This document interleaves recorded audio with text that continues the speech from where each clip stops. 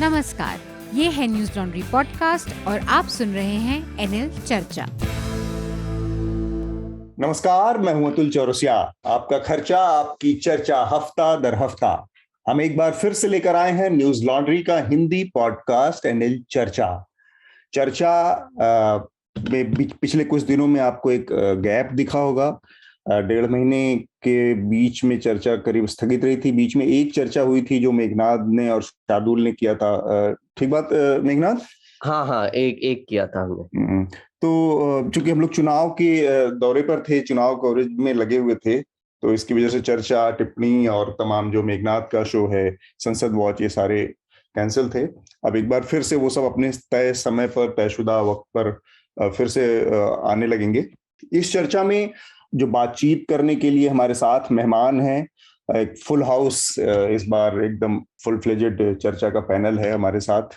और इस चर्चा में बातचीत करने के लिए भी ऐसे ऐसे विषय हैं कि मैं कह सकता हूँ इस बार की जो चर्चा है उसमें इमोशन, एक्शन, ड्रामा, ट्रेजेडी, बहुत सारी चीजें आएंगी। तो तैयार रहिए। एक बार मैं जो हमारे मेहमान हैं उनसे आप सबका परिचय करवा देता हूँ। हमारे साथ एनडीटीवी के पत्रकार मोहम्मद गजाली हैं। मोहम्मद गजाली पंजाब का चुनाव लगातार कवर करते रहे हैं, तो उनसे पंजाब और उसके आसपास के माहौल के बारे में बातचीत करेंगे, नतीजों के बारे में बात करेंगे। स्वागत है मोहम्मद गजाली। शुक्रिया। इसके अलावा हमारे साथ हमारे एक और वरिष्ठ पत्रकार हैं, पार्थ हेमन। पार्थ ने भी उत्तर प्रदेश के चुनावों को कवर किया है। हमारी मुलाकात भी हुई पार्थ से उस इलेक्शन कवरेज के दौरान। पार्थ, आपका भी स्वागत है चर्चा में। Thank you Atul. वरिष्ठ पत्रकार के बारे में पता नहीं, लेकिन थैंक यू। साथ में हमारे स्मिता शर्मा है। स्मिता को आप लोगों ने पहले भी लगातार चर्चा में और अलग अलग जगहों पर देखा सुना है। स्मिता इंडिया अहेड से जुड़ी हुई हैं, फॉरेन एक्सपर्ट, फॉरेन विदेश मामलों के बतौर विशेषज्ञ पत्रकार के तौर पर हमसे लगातार जुड़ती रही हैं और अपनी जानकारियों को साझा करती रही हैं। तो आप लोगों को पता है कि एक बड़ी क्राइसिस इस समय चल रही है यूक्रेन में, रसिया के साथ जो युद्ध चल रहा है उसके बारे में। तो उस पर भी हम बातचीत करेंगे स्मिता से। स्मिता, स्वागत है आपका। Thank you Atul, always good to be back on Newslaundry Charcha. और हमारे साथ दो हमारे न्यूज लॉन्ड्री के साथी, आनंद वर्धन हमारे कॉलमनिस्ट हैं और मेघनाद हमारे एसोसिएट एडिटर।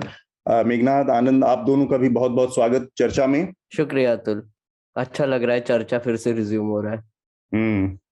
तो बहुत सारे विषय हैं जिनके बारे में हम इस हफ्ते चर्चा करेंगे। उनकी जानकारी मेघनाद हमारे श्रोताओं को एक बार देंगे और फिर हम इस चर्चा को आगे बढ़ाएंगे। सबसे बड़ी हेडलाइन रिजल्ट्स की है। असेंबली इलेक्शंस 5 स्टेट अभी पोलिंग में गए थे। काफी लंबा इलेक्शन था, हमने इसका कवरेज भी किया। उसमें रिजल्ट्स ये आए कि पंजाब में आम आदमी पार्टी का एक तरीके से वेव आ गया है और उन्होंने 92 सीट से अब गवर्नमेंट बनाएंगे वो। गोवा में बीजेपी के 20 सीट आए हैं तो वो गवर्नमेंट बनाएंगे। मणिपुर में भी बीजेपी के सीट्स आए हैं 32, वो वहां पर भी मेजॉरिटी मार्क क्रॉस कर चुके हैं। और उत्तर प्रदेश और उत्तराखंड में भी बीजेपी मेजॉरिटी मार्क क्रॉस कर चुके हैं और वहां पर भी वो गवर्नमेंट बनाएंगे। तो इस पर हम आगे भी चर्चा करेंगे, तो मैं ज्यादा इस पर और हेडलाइंस नहीं देना चाहूंगा। लेकिन कुछ छोटी छोटी जो चीजें थी वो पंजाब से लेकर थी कि चरणजीत सिंह चन्नी दोनों सीट से हार चुके हैं। अमरिंदर सिंह, विक्रम सिंह मजीठिया भी हार चुके हैं आपके खिलाफ। ये काफी बड़े दिग्गज लोग हैं जो इस इलेक्शन में मात खा चुके हैं। प्रकाश सिंह बादल, नवजोत सिंह सिद्धू, पीर बादल, ये भी हार गए, सब हार गए। और ये एक्चुअली हम इस पर और भी आगे थोड़ी सी चर्चा करेंगे। बीजेपी ने लखीमपुर खीरी में सारे सीट्स जीत चुके हैं। वो ये जो बोला जा रहा था कि लखीमपुर खीरी में उनके खिलाफ बहुत ज्यादा एंगर है, वो आई थिंक विफल हो गया है। वो नैरेटिव नहीं चला, तो उन्होंने जीत लिया है। और गोवा में उत्पल पारिकर, जो कि मनोहर पारिकर के जो लड़के थे, वो इंडिपेंडेंट लड़ रहे थे, वो 700 वोट से हार गए हैं भारतीय जनता पार्टी से। बहुत ही इंटरेस्टिंग था, हमने इसका एक कवरेज भी किया था। आप वो जाकर वीडियो देख सकते हैं। अतुल और मनीषा ने उनका door to door campaign follow किया था। फिर थोड़ा सा हम आगे बढ़ते हैं। इनकम टैक्स डिपार्टमेंट ने कुछ मुंबई और पुणे में रेड किए हैं और ऐसे बोला जा रहा है कि वो आदित्य ठाकरे से कनेक्टेड है जिन लोगों पे रेड किया है। और शिवसेना, अभी इलेक्शन भी चल रहा था तब काफी रेड्स हुए, तो वो बोल ही रही है कि एक तरीके से इनकम टैक्स डिपार्टमेंट और ईडी को आप एक पब्लिसिटी मशीन की तरह इस्तेमाल कर रहे हो, बीजेपी को बोल रहे हैं। यूक्रेन और रशिया की हम एक चर्चा भी करेंगे। स्मिता है हमारे साथ, लेकिन थोड़ी सी हेडलाइंस उसके बारे में। यूक्रेन ने कहा कि अब उनको नेटो की मेंबरशिप नहीं चाहिए और बाइडेन ने उसको मतलब एक रिस्पांस नहीं, बट बाइडेन ने साइड में ये कहा कि वो अपने ट्रूप्स यूक्रेन नहीं भेजेंगे। तो एक तरीके से वेस्टर्न वर्ल्ड ने भी एक स्टैंड ले लिया है कि यूक्रेन को थोड़ा सा अकेला ही छोड़ रहे हैं वो। माइग्रेशन चालू है अभी भी। हमारे एक मेडिकल स्टूडेंट, 21 साल के मेडिकल स्टूडेंट नवीन शेखरप्पा की जो मौत हुई थी, उनकी जो बॉडी है वो अभी भी वहां पर फंसी हुई है। कर्नाटका चीफ मिनिस्टर ने कहा है कि वो बॉडी वापस लाएंगे जब शेलिंग उनके रीजन में रुक जाएगी। यूएन की एक रेफ्यूजी एजेंसी ने कहा है कि 20 लाख से ज्यादा लोग यूक्रेन से अभी तक भाग चुके हैं, रेफ्यूजीज। सबसे ज्यादा जो कि रेफ्यूजीज भागे वो स्लोवाकिया में गए हैं, 1,40,000। फिर सबसे ज्यादा हंगरी में गए हैं, 1,90,000। उसके बाद स्लोवाकिया में 1,40,000 और फिर 80,000 लोग दोनों रोमानिया और मोल्डोवा में गए हैं। और रशिया और बेलारूस में भी काफी लोग भाग कर गए हैं। भारत के सरकार ने कहा है कि 27 मार्च से रेगुलर एयर ट्रांसपोर्ट शुरू हो जाएगा, इंटरनेशनल फ्लाइट शुरू हो जाएंगी। 2 साल से पैंडेमिक की वजह से इंटरप्टेड सर्विस चल रही थी, तो अभी फुल फ्लेजेड फिर से शुरू हो जाएगा। शेन वॉन, जो कि चहीते क्रिकेटर थे, उनकी मौत हो गई है। 52 इयर्स के थे वो।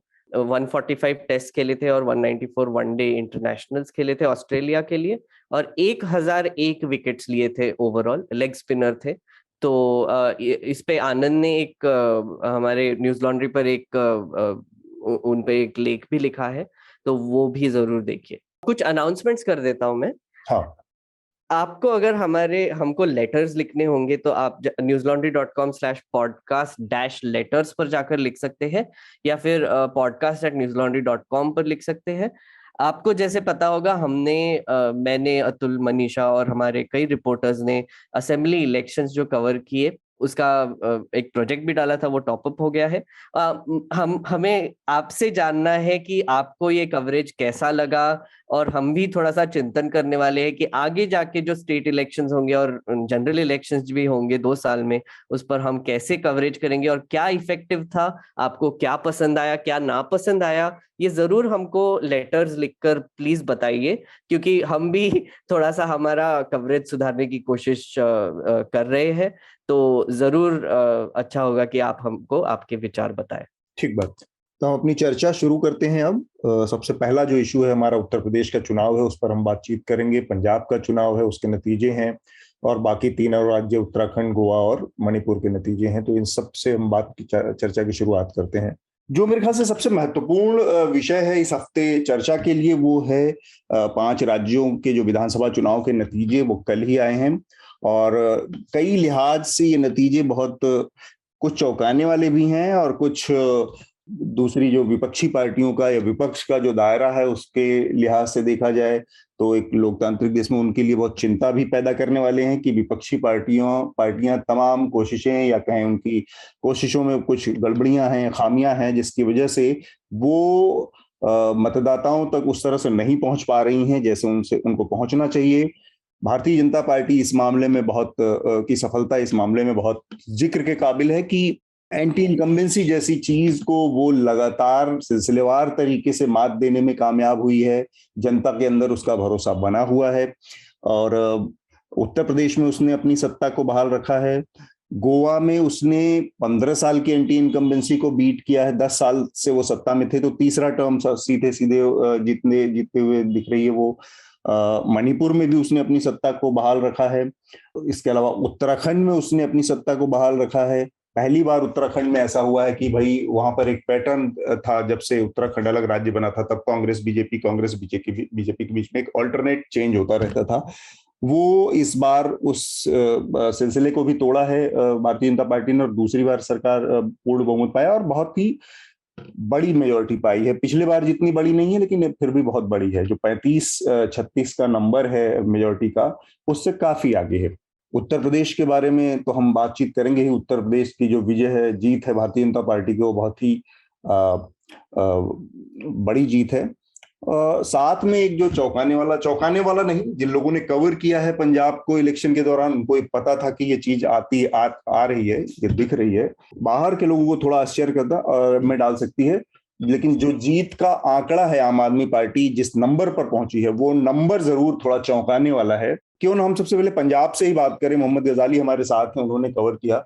हम लोगों ने भी इस दौरान, अपनी चुनाव यात्रा के दौरान, न्यूज लॉन्ड्री की टीम भी लगातार फील्ड पर रही है। तो एक चीज जो दिख रही थी कि आम आदमी पार्टी को लेकर लोगों में इस चीज का, पंजाब के लोगों में, मतलब अक्रॉस द रीजन आप चले जाएं, कि मौका देना है और दूसरा यह है कि बदलाव करना है।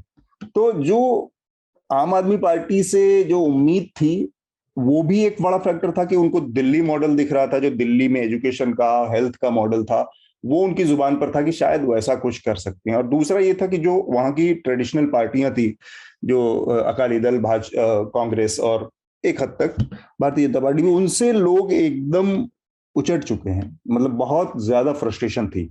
इन दोनों चीजों ने मिलाकर आम आदमी पार्टी की जीत की आधारशिला रखी, प्लस किसान आंदोलन। तो मेरा पहला सवाल ये है मोहम्मद गजाली आपसे कि किसान आंदोलन के बाद वो जो एक छोटा सा इलेक्शन आया था, लोकल बॉडी इलेक्शन का, और जिसमें कांग्रेस को बहुत ही ओवरवेलमिंग सपोर्ट मिला था पंजाब में, वो चीज विधानसभा चुनाव में मिस कर गई कांग्रेस पार्टी। आपने इसको समझने की कोशिश की कि कहाँ कांग्रेस किसान आंदोलन की उस सवारी को से उतर गई और आम आदमी पार्टी उस पर सवार हो गई? जी, मैं दोनों बातों का जवाब देने की कोशिश करता हूँ, दोनों बातों की, कि क्या ट्रेडिशनल पार्टी से लोग उब गए थे, इस वजह से आम आदमी पार्टी को मौका मिला। देखिए, अगर आप 2017 के चुनाव को देखेंगे तो आम आदमी पार्टी की स्ट्रेटजी, आम आदमी पार्टी की कैंपेन बिल्कुल वही थी। और 2017 में जब कैप्टन अमरिंदर सिंह को भी मेजॉरिटी मिली थी, तो वो भी बदलाव के लिए ही था, क्योंकि 10 साल अकाली दल ने राज किया था। तो बदलाव की जो राजनीति है पंजाब में, वो शुरू से है। नहीं तो 2014 में आम आदमी पार्टी को 4 MP नहीं मिलते लोकसभा के इलेक्शन में। तो ये कहना कि बदलाव सिर्फ अभी हुआ है, जी हाँ, इस बार भी हुआ है, लेकिन जब 10 साल अकाली दल ने राज किया 2007 से 2017 तक, तो उस वक्त भी बदलाव के लिए लोग इतना मन बना चुके थे, तभी अमरिंदर सिंह को मेजोरिटी मिली। और किसी भी पार्टी को जब मेजोरिटी या इतने तगड़े फिगर्स मिलते हैं, जब अमरिंदर सिंह आए थे तो 77 सीटों के साथ आए थे। जो बदलाव की राजनीति है पंजाब शुरू से वो देख रहा है। नहीं तो आम आदमी पार्टी को 2014 में MP की इलेक्शंस में 4 सीटें नहीं मिलती। 17 में क्या हुआ कि उनकी स्ट्रेटजी या दिल्ली की इंटेलिजेंस ज्यादा थी, थोड़ा एरोगेंस भी आया था पार्टी में। इस बार जो है, आप जो पूछ रहे थे कि म्युनिसिपल इलेक्शंस के बाद और किसान आंदोलन में कांग्रेस हमेशा साथ दिखती रही, लेकिन फिर भी कहां पर बस मिस कर गई। तो किसान आंदोलन से एक दूसरा ही फिनोमेना पंजाब में शुरू हो गया। वो ये था कि आप याद करें कि जब किसान संघर्ष कर रहे थे, तो हर गांव में ये कहा गया था कि आप कैंपेनिंग के लिए ना जाएं, और गांव के लोग नेताओं को पकड़ पकड़ के सवाल पूछ रहे थे। उस वक्त जो है, जिन पार्टी के नेताओं को सबसे ज्यादा खामियाजा भुगतना पड़ा, वो कांग्रेस और अकाली दल थी, क्योंकि वही ट्रेडिशनल पार्टी थी। उन्होंने ही पंजाब में पहले राज किया हुआ था। उसी वक्त से ये जहनियत बननी शुरू हो गई कि सवाल किससे पूछा जाए, तो ट्रेडिशनल पार्टी से पूछा जाए। और उसका ऑप्शन या ऑल्टरनेटिव कौन है, तो वो आम आदमी पार्टी है, क्योंकि उनके लिए पंजाब में कोई उनके ऊपर बैगेज नहीं था। उन्होंने कभी पंजाब में राज नहीं किया था, और उनके पास परफॉर्मेंस दिखाने के लिए दिल्ली था। दूसरी पार्टियों के पास दिखाने के लिए कुछ नहीं था। अकाली दल खुद हारी हुई पार्टी थी 2017 में, तो वो क्या दिखाते कि हमने क्या किया है? अगर आप कुछ दिखाते तो आप 17 का इलेक्शन हारते ही नहीं। कांग्रेस राज कर रही थी, तो उनसे भी सवाल हो रहे थे। तो जो किसान आंदोलन से फायदा मिलना था, उस फायदे को कैप्चर आम आदमी पार्टी ने बहुत अच्छे से किया। उन्होंने इस बात की क्रेडिट ली कि हम भी तो यही कहते हैं कि अपने उम्मीदवारों से सवाल पूछो, अपने नेताओं से सवाल पूछो। और किसान आंदोलन के बाद एक तो ये फिनोमेना, और दूसरा कि किसानों को कभी एज ए पॉलिटिकल ऑल्टरनेटिव कहीं नहीं देखा गया। बहुत पहले बाप दादाओं के जमाने में हमने सुना है चरण सिंह थे या टिकैत साहब के फादर थे, लेकिन मॉडर्न अगर पिछले 10 सालों में देखें तो आप कहीं नहीं देखेंगे कि किसानों की पार्टी को बहुत ज्यादा या किसानों की किसी ऑल्टरनेटिव को बहुत ज्यादा सपोर्ट मिला हो। यहाँ तक कि जो किसान आंदोलन भी चल रहा था तो आप जो स्टेज पे कौन लीडर होगा नहीं होगा, इसी की इतनी लड़ाई थी, तभी जाकर 40 से 32 लीडर थे वहां पर जो उनको रिप्रेजेंट कर रहे थे। नहीं तो ऐसी कोई मूवमेंट मेरे जहन में तो नहीं है जिसकी लीडरशिप इतने लोगों के हाथ में हो। हमेशा लीडर एक होते हैं, दो होते हैं, तो लीडरशिप की क्राइसिस भी है, कंपटीशन भी है। किसान आंदोलन में ये दिखा कि हाँ, कि एक मूवमेंट को चलाने के लिए किसी एक आदमी की, अन्ना मूवमेंट था, वहां पर एक लोग नहीं थे, कई फेसेस थे। वही हाल किसान आंदोलन में था कि वहां का कोई एक फेस नहीं था, मल्टी फेसेटेड कैंपेन था। और इसी वजह से राजेवाल साहब की हालत ये हुई कि वो 5वें या 6ठे नंबर पे आए हैं, और पूरी संयुक्त समाज जो मोर्चा या पार्टी जो बनी थी, उनके मैक्सिमम कैंडिडेट्स के डिपॉजिट जो है फॉरफिट हुए। इसका एक और पहलू है, उस पर मैं मेघनाद, आनंद और पार्थ और स्मिता सबकी प्रतिक्रिया जानना चाहूंगा कि कांग्रेस पार्टी की जो ओवरऑल इलेक्शन कैंपेनिंग थी और जो मैसेजिंग था वो बहुत ही कमजोर साबित हुआ इन टर्म्स ऑफ, जब आप निकलते हैं मैदान में, कैंपेन में, अभियान पर, तो ये मैसेज जाना सबसे जरूरी होता है कि भाई आपका जो अभियान है, आपका जो ये शुरू हो रहा है युद्ध, इसमें आप पूरी तरह से मजबूत और एकजुट हैं। कांग्रेस पार्टी कहीं से भी एकजुट नजर नहीं आई पहले दिन से, जब से चन्नी को सीएम बनाया गया। मतलब एक तो एंटी इनकम्बेंसी थी ही, जो नाराजगी कैप्टन अमरिंदर सिंह के 4.5 साल के कार्यकाल में पैदा हुई थी, उस चीज को चरणजीत सिंह चन्नी के मुख्यमंत्री बनने के बाद जो गैप फिल करने की बात आई थी कि वो उस गैप को एक तरह से, उस लीक को प्लग इन करने में कामयाब हुए। लेकिन नवजोत सिंह सिद्धू का हर दिन का जो बयानबाजियां, हर दिन मीडिया में जो बातचीत, हर दिन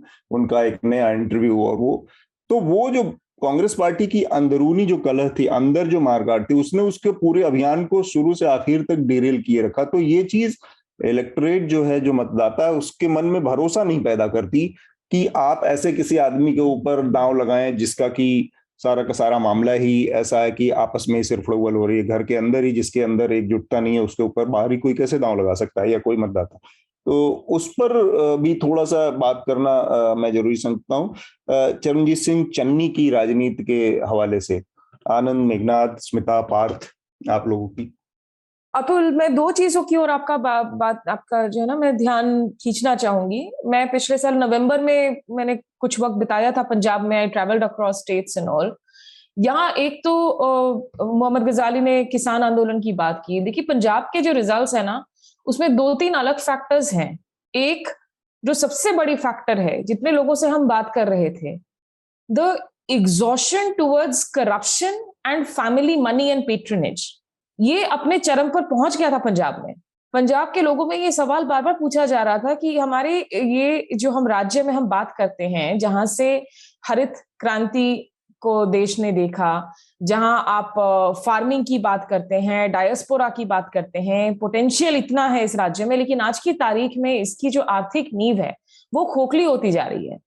इतने जो युवा है पंजाब के, वो आज राज्य से बाहर जा रहे हैं, और ये इसके सरकारी आंकड़े हैं।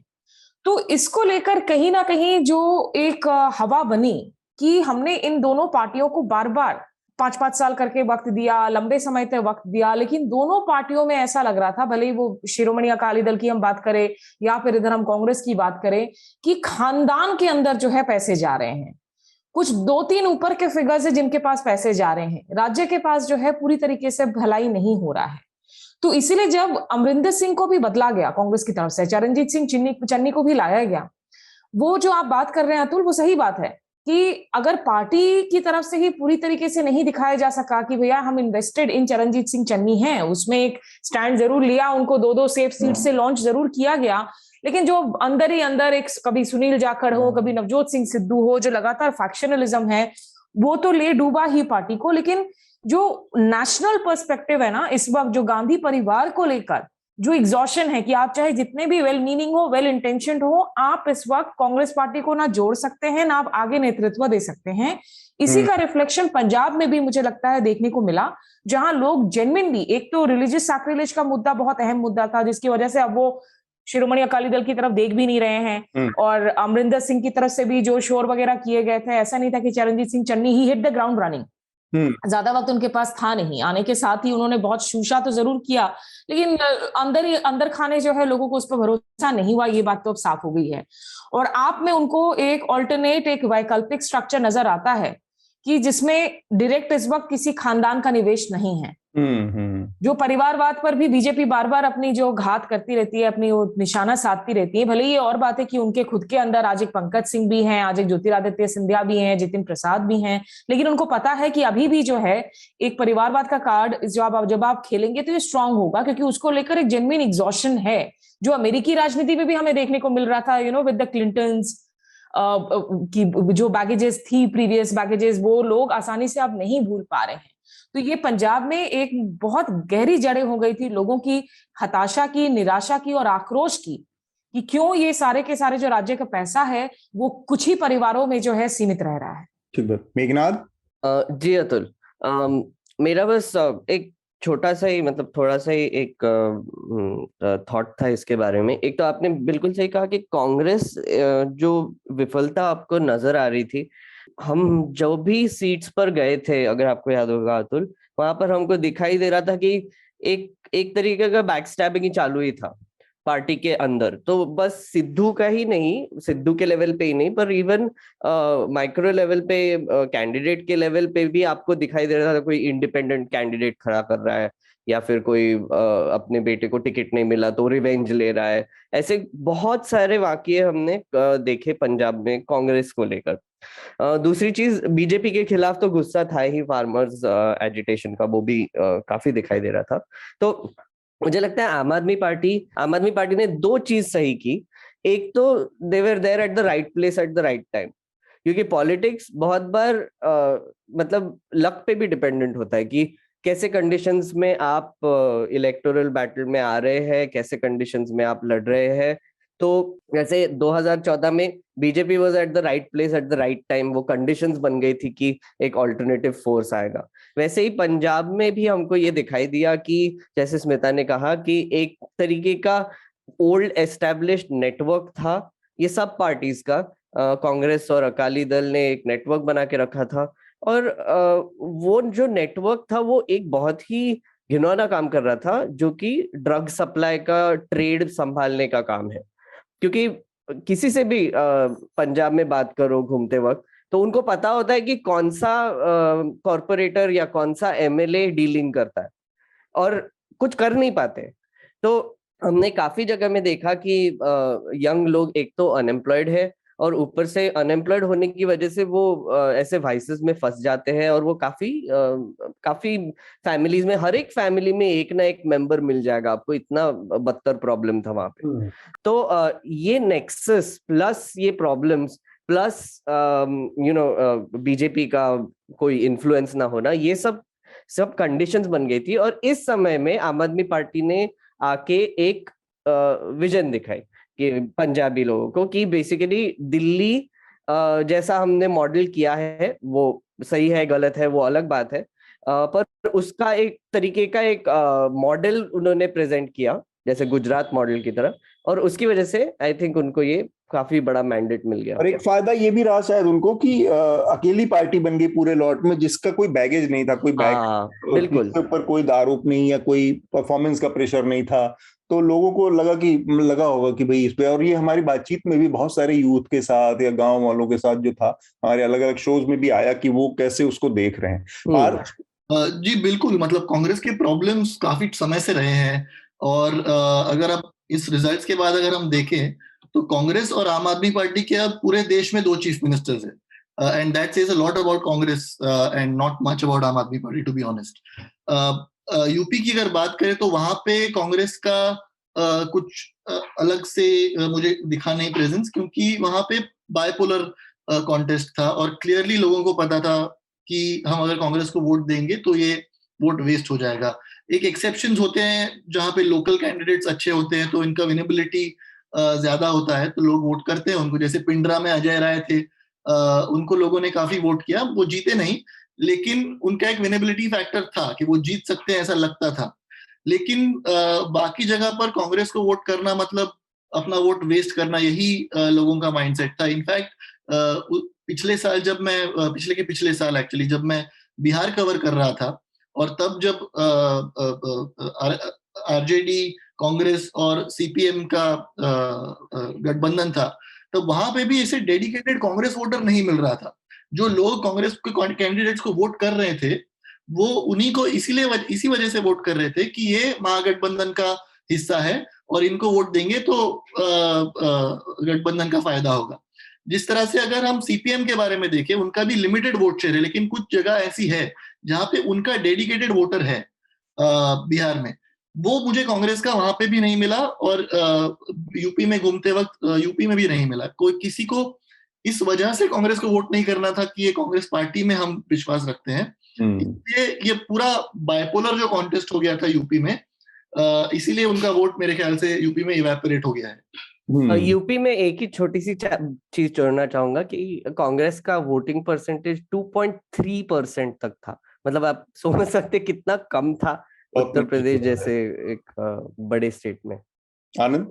हाँ, पंजाब के परिणाम को दो नजरिए से देखा जा सकता है। एक, कांग्रेस के खिलाफ एक सशक्त नकारात्मक वोट, और एक जो विकल्प है उस पर एक सकारात्मक वोट। तो ये नतीजा दोनों का समावेश हो सकता है। और जो इम्प्लोजन कांग्रेस में हुई, जो समानांतर नेतृत्व दिखा 2-3 और वो भी जो समानांतर रेखाएं 2-3 थी, उसका अपना प्रभाव पड़ा होगा। लेकिन जो स्ट्रॉन्ग एंटी इनकम्बेंसी होती है उसमें नकारात्मकता का हमेशा इनपुट ज्यादा होता है। तो जो हेरिटेज पॉलिटिक्स है, या जो जिसको बैगेज कह सकते हैं, और पेट्रोनेज नेटवर्क्स वगैरह जो कि अलग अलग रूप में विभिन्न पार्टियों में व्याप्त रहती है ये। लेकिन मेरा ये मानना है कि चुनाव नतीजे जो हैं बहुत ग्रैंड नैरेटिव्स जो हैं उनसे नहीं निकालना चाहिए। क्योंकि जो समयावधि है, एक पीरियोडिक असेसमेंट जो है वो कोई ग्रैंड नैरेटिव के लिए सही नहीं होता। ग्रैंड नैरेटिव की जो सेल्फ लाइफ है वो ज्यादा होनी चाहिए। तो चुनाव नतीजे क्या है कि एक पर्टिकुलर पॉइंट पे जो एक मास परसेप्शन का सूचक है, तो मास परसेप्शन अभी जो है वो एक्युमुलेटेड इस तरह से है। अब उससे बहुत बड़े बड़े मायने निकालना किसी भी राज्य के चुनाव या ये से नहीं है, क्योंकि अगर आप राजनीतिक इतिहास के विद्यार्थी हैं तो 5 साल कोई कालावधि नहीं होती कोई ग्रैंड नैरेटिव बनने में। तो पीरियोडिक असेसमेंट लेकिन है कि जो जनमत है, और जनमत में भी जो परसेप्शनल चीजें हैं वो एक दिशा में काम कर रही हैं। 2014 में जो आम आदमी पार्टी है वो ओवर एक्सटेंड कर गई, लोकसभा में 200 या 250 सीटों पर उम्मीदवार खड़े कर दी, और वो महत्वाकांक्षा जो है उस समय उस पर भारी पड़ी। उसके बाद एक उसका असेसमेंट ये रहा कि जो छोटे छोटे पॉकेट्स हैं, छोटे राज्य हैं, उनमें जो है अपनी पहुंच बढ़ाई जाए। और 2017 में भी वो जो है दरवाजा पे दस्तक दे चुके थे, लेकिन अन्य कारणों से गजाली जी ने जिसकी ओर संकेत किया, कई कारण रहे, वो नहीं आ पाई। पंथ की राजनीति को भी उन्हें समझने में कुछ समय लगा शायद। और जैसा मेघनाथ बता रहे थे कि अभी जो है कई सारे फैक्टर्स जो हैं उसके पक्ष में काम कर गई, और जो अगर स्ट्रॉन्ग इनकम्बेंसी है तो इसी तरह का जनमत आता है, वो आपको एकदम सीधा बेड़ा पार कर देगा। और क्योंकि नकारात्मकता हमेशा सकारात्मकता पे विजय पाती है राजनीति में, तो ये एक नकारात्मक वोट भी है और वैकल्पिक वोट की जो है सकारात्मक पुट होगी, लेकिन ये इसमें नकारात्मकता का बहुत आवेश है, एंगर, जो आक्रोश है, आक्रोश का पुट है ये। तो हम उत्तर प्रदेश पे भी थोड़ा बात करना चाह रहे हैं आप सब लोग। उससे पहले 2-3 छोटे छोटे जो राज्य हैं, गोवा और मणिपुर और इसके उत्तराखंड, इन 3 के बारे में अगर आप लोगों को पे किसी को अपनी कोई प्रतिक्रिया देनी हो। मसलन जैसे गोवा के बारे में मैं थोड़ा सा बात करना चाह रहा हूँ व्यक्तिगत तौर पर। हम लोग गोवा गए थे और गोवा जब हम लोग पहुंचे थे तो गोवा के हमने बहुत डीप जो भी हिस्से हैं, मतलब टूरिज्म स्पॉट्स जिसको मैं कहता हूँ कि जहाँ पे जो टूरिस्टों का अट्रैक्शन होता है उससे अलग हटके जो डीप गोवा है, जहाँ पर लोग रहते हैं, जहाँ पर खेती किसानी चलती है गोवा की, या जो माइनिंग वाले इलाके, उन सब इलाकों के दौरे में हमने एक चीज ये पाया था कि बहुत ही स्वाभाविक सा गुस्सा था लोगों के अंदर भारतीय जनता पार्टी के प्रति। और चूंकि विकल्प के तौर पर वहां पर बड़ी पार्टी कांग्रेस थी, उसके अलावा आम आदमी पार्टी भी थी, और वो रिजल्ट में दिख रहा है कि आम पॉकेट्स में थे, तो 2 सीटें उनको भी मिली हैं, या महाराष्ट्रवादी गोमंतक पार्टी को मिली है, लेकिन ये साफ था। तो उस लिहाज से जो सबसे सरप्राइजिंग मेरे लिए रिजल्ट है वो गोवा का है, क्योंकि गोवा में ऑलमोस्ट उतना ही विजिबल था, थोड़ा सा आगे पीछे हो सकता है, जितना कि पंजाब में बदलाव विजिबल दिख रहा था कि बदलाव होने जा रहा है आपके लिए, वैसा ही कुछ कुछ गोवा में था। लेकिन इसके बावजूद नतीजे, तो अब मेरा ये पोस्ट रिजल्ट जब हम सोचते हैं तो मुझे लगता है कि एक चीज शायद हुई है ये कि, और वो बातचीत में भी नजर आ रही थी वहां के मतदाताओं से, कि उसके लिए जो टर्न कोड या जो पॉलिटिकल आइडियोलॉजी है, या लीडर्स जो हैं, उनका कमिटमेंट किसी दल के प्रति या किसी राजनीतिक विचार के प्रति वो मायने नहीं रखता है। अल्टीमेटली व्यक्ति के अलावा कुछ और चीजें जो इलेक्शन के इर्द गिर्द आकर सीन में आती हैं, वो सब वहां की जनता के लिए बहुत महत्वपूर्ण है, और उससे उसके वोटिंग पैटर्न का निर्धारण होता है। क्योंकि हम लोगों ने वोट से करीब 15 दिन पहले दौरा किया था गोवा का, तब के और नतीजों में देखा जाए तो बड़ा जमीन आसमान का अंतर। बाकी के सारे नतीजे ऑलमोस्ट उसी तरह के। उत्तर प्रदेश में हम इस तरह के नतीजे की उम्मीद कर रहे थे, सीटें थोड़ा सा आगे पीछे हो सकती हैं। उत्तराखंड में नेक टू नेक का था, लेकिन ज्यादा हुआ है। पंजाब में एज इट इज आया है। जैसे कि आपने कहा, वहां पर मुझे लगता है कि जो भी लोगों से बात की वो कैंडिडेट को देख के वोट कर रहे थे। एक तो कॉन्स्टिट्यूएंसीज बहुत छोटी थी, तो वहां पर कैंडिडेट्स पर्सनल टच काफी कर पा रहे थे, और 100% डोर टू डोर कैंपेन होने वाला स्टेट है वो, कि हर घर में जाके वो कैंडिडेट अपना प्रचार करेगा। तो ये एक फैक्टर था कि लोग, मुझे लगता है, कैंडिडेट ज्यादा देखते हैं और पार्टीज देखते नहीं है। और एक फीलिंग आ रहा था कि लोगों को एक इलेक्टोरल पॉलिटिक्स, मतलब पार्टी पॉलिटिक्स से वो थोड़े से टायर्ड भी हो गए थे, कि उनको ऐसे लगता है कि एसेंशियली जैसे 2017 से लेके 2022 तक 16 कांग्रेस के एमपीज ने डिफेक्ट कर गए। और मुझे लगता है बीजेपी ने ये एक और गेम खेला कि जो भी पॉपुलर कैंडिडेट्स हैं उनको अपने इसमें शामिल कर लिया, और लोग, उनको भी पता था कि लोग कैंडिडेट देखकर ही वोट करेंगे। तो इसकी वजह से मुझे लगता है कि लोगों ने भी पार्टी देखे बिना कैंडिडेट्स को वोट दिया, और and they happen to be BJP people. तो मुझे लगता है कि काफी केसेस में हमने देखा कि एक पार्टी में रह के, मतलब कांग्रेस से फिर बीजेपी चले गए, फिर कांग्रेस चले गए, फिर से बीजेपी चले गए, ऐसे काफी डिफेक्शंस भी हुए थे। तो एक तरीके का कंफ्यूजन भी था लोगों का कि भैया कौन से पार्टी में रहेंगे, कुछ पता नहीं है। और एक हमको काफी सुनाई दे रहा था। Meghnath, sorry to interfere, if I am not mistaken, I think 11 ऐसे लोगों की हार हुई है जिन्होंने लास्ट मिनट में जो है अपना रुख बदल लिया था, पार्टी बदल लिया था। तो उसमें एक मैसेजिंग है। ऐसा एक प्रॉब्लम है स्मिता कि ऑलमोस्ट ज्यादातर कैंडिडेट ऐसे हैं जिसने कम से कम मिनिमम 2 बार डिफेक्शन किया हुआ है। तो 11 लोग हार सकते हैं, लेकिन ज्यादातर लोग ऐसे ही है वहां पर। नहीं, ये ताजा दल बदलू थे। अच्छा, ताजा दल बदलू। तो उन्होंने एक्चुअली, एक इंटरेस्टिंग चीज हुई कि मैंने वहां पर जो एमएलएस जो डिफेक्ट कर गए कांग्रेस, उनको वापस नहीं लिया कांग्रेस ने। वो वापस जाना चाहते थे, उन्होंने लिया नहीं, तो उनको फिर बीजेपी ने भी काफी कम भी टिकट्स दिए थे कई जगह पे, पर हमने डिफेक्शंस काफी देखे थे वहां पे। और एसेंशियली मेरा कहने का मतलब यही था कि गोवा का रिजल्ट मुझे वैसे सरप्राइजिंग तो लगा, आपने सही कहा, लेकिन फिर भी लगता है मुझे कि ये थोड़ा सा ऑब्वियस भी हो गया, क्योंकि लोग एक तो ऐसे मानकर ही चल रहे थे कि रिजल्ट आएगा ठीक है 10 तारीख को, लेकिन गवर्नमेंट जो बनेगी वो उसके बाद पता होगा कि कौन सी किसकी गवर्नमेंट बनेगी। तो वहां पर पैसों का बहुत गेम चलता है, लोग कैंडिडेट्स को खरीदने का और बेचने का बहुत गेम चलता है, तो लोगों को भी ये पता है। तो ठीक है। वो भी एक है कि उनका पार्टी पॉलिटिक्स से पूरा एक तरीके से विश्वास वैसे हट गया है। स्मिता, गजाली और पार्थ, आप लोगों का कोई प्रतिक्रिया उत्तराखंड, गोवा और मणिपुर पर? मणिपुर का जो मुझे लगता है कि ये बड़ी दिलचस्प बात है। आप देखें कुछ सालों पहले तक आप जब आप उत्तर पूर्वी क्षेत्र की बात करते थे तो उसमें कांग्रेस का दबदबा ही होता था, और वहां हम सोच भी नहीं सकते थे कि इस तरीके से जो है धीरे धीरे कमल खिलने लगेगा। आज अब अगर मणिपुर के रिजल्ट्स को देखें तो जो सारे क्षेत्र है एक्सेप्ट फॉर नागा हिल्स वाला जो क्षेत्र है, आप कुकीज देख लें, आप ग्रामीण क्षेत्र देख लें, आप शहरी क्षेत्र देख लें, सब में बीजेपी ने जो है अपनी बढ़त को बना लिया है।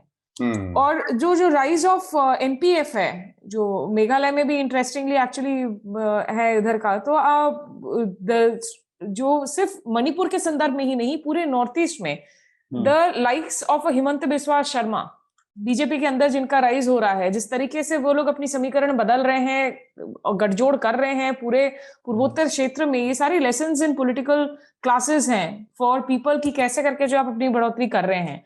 और दूसरा ये जो गोवा के संदर्भ में आप लोग बात कर रहे थे, मुझे एक छोटी सी बस, आज ही प्रोफेसर हिलाल अहमद जो CSDS के साथ है, उनका एक मैं इंटरव्यू देख रही थी जिसमें उन्होंने जिस बात का जिक्र किया उत्तर प्रदेश के संदर्भ में भी, कि जो सबसे बड़ी इशू है आज की तारीख में कि हम एक वेलफेयर स्टेट की जगह अब हम एक चैरिटेबल स्टेट बन गए हैं पिछले 2 दशकों में, कि जहां जो एक एक्सपेक्टेशन होनी चाहिए थी आपके स्टेट से कि ये आप हमारे तरफ जो हमारे लिए जो काम कर रहे हैं वो आपकी जिम्मेदारी होती है, उसका एक पूरा का पूरा जो डेफिनेशन है वो धीरे धीरे बदल गया है, और जिसकी वजह से ये जो लाभार्थी स्कीम्स का लाभ मिलता हुआ नजर आ रहा है पार्टियों को, और उसमें जो अनैतिकता का सवाल है कि अनैतिकता उम्मीदवारों में हो या अनैतिक वोटर हो, वो जो लाइंस है वो ब्लर हो रही हैं।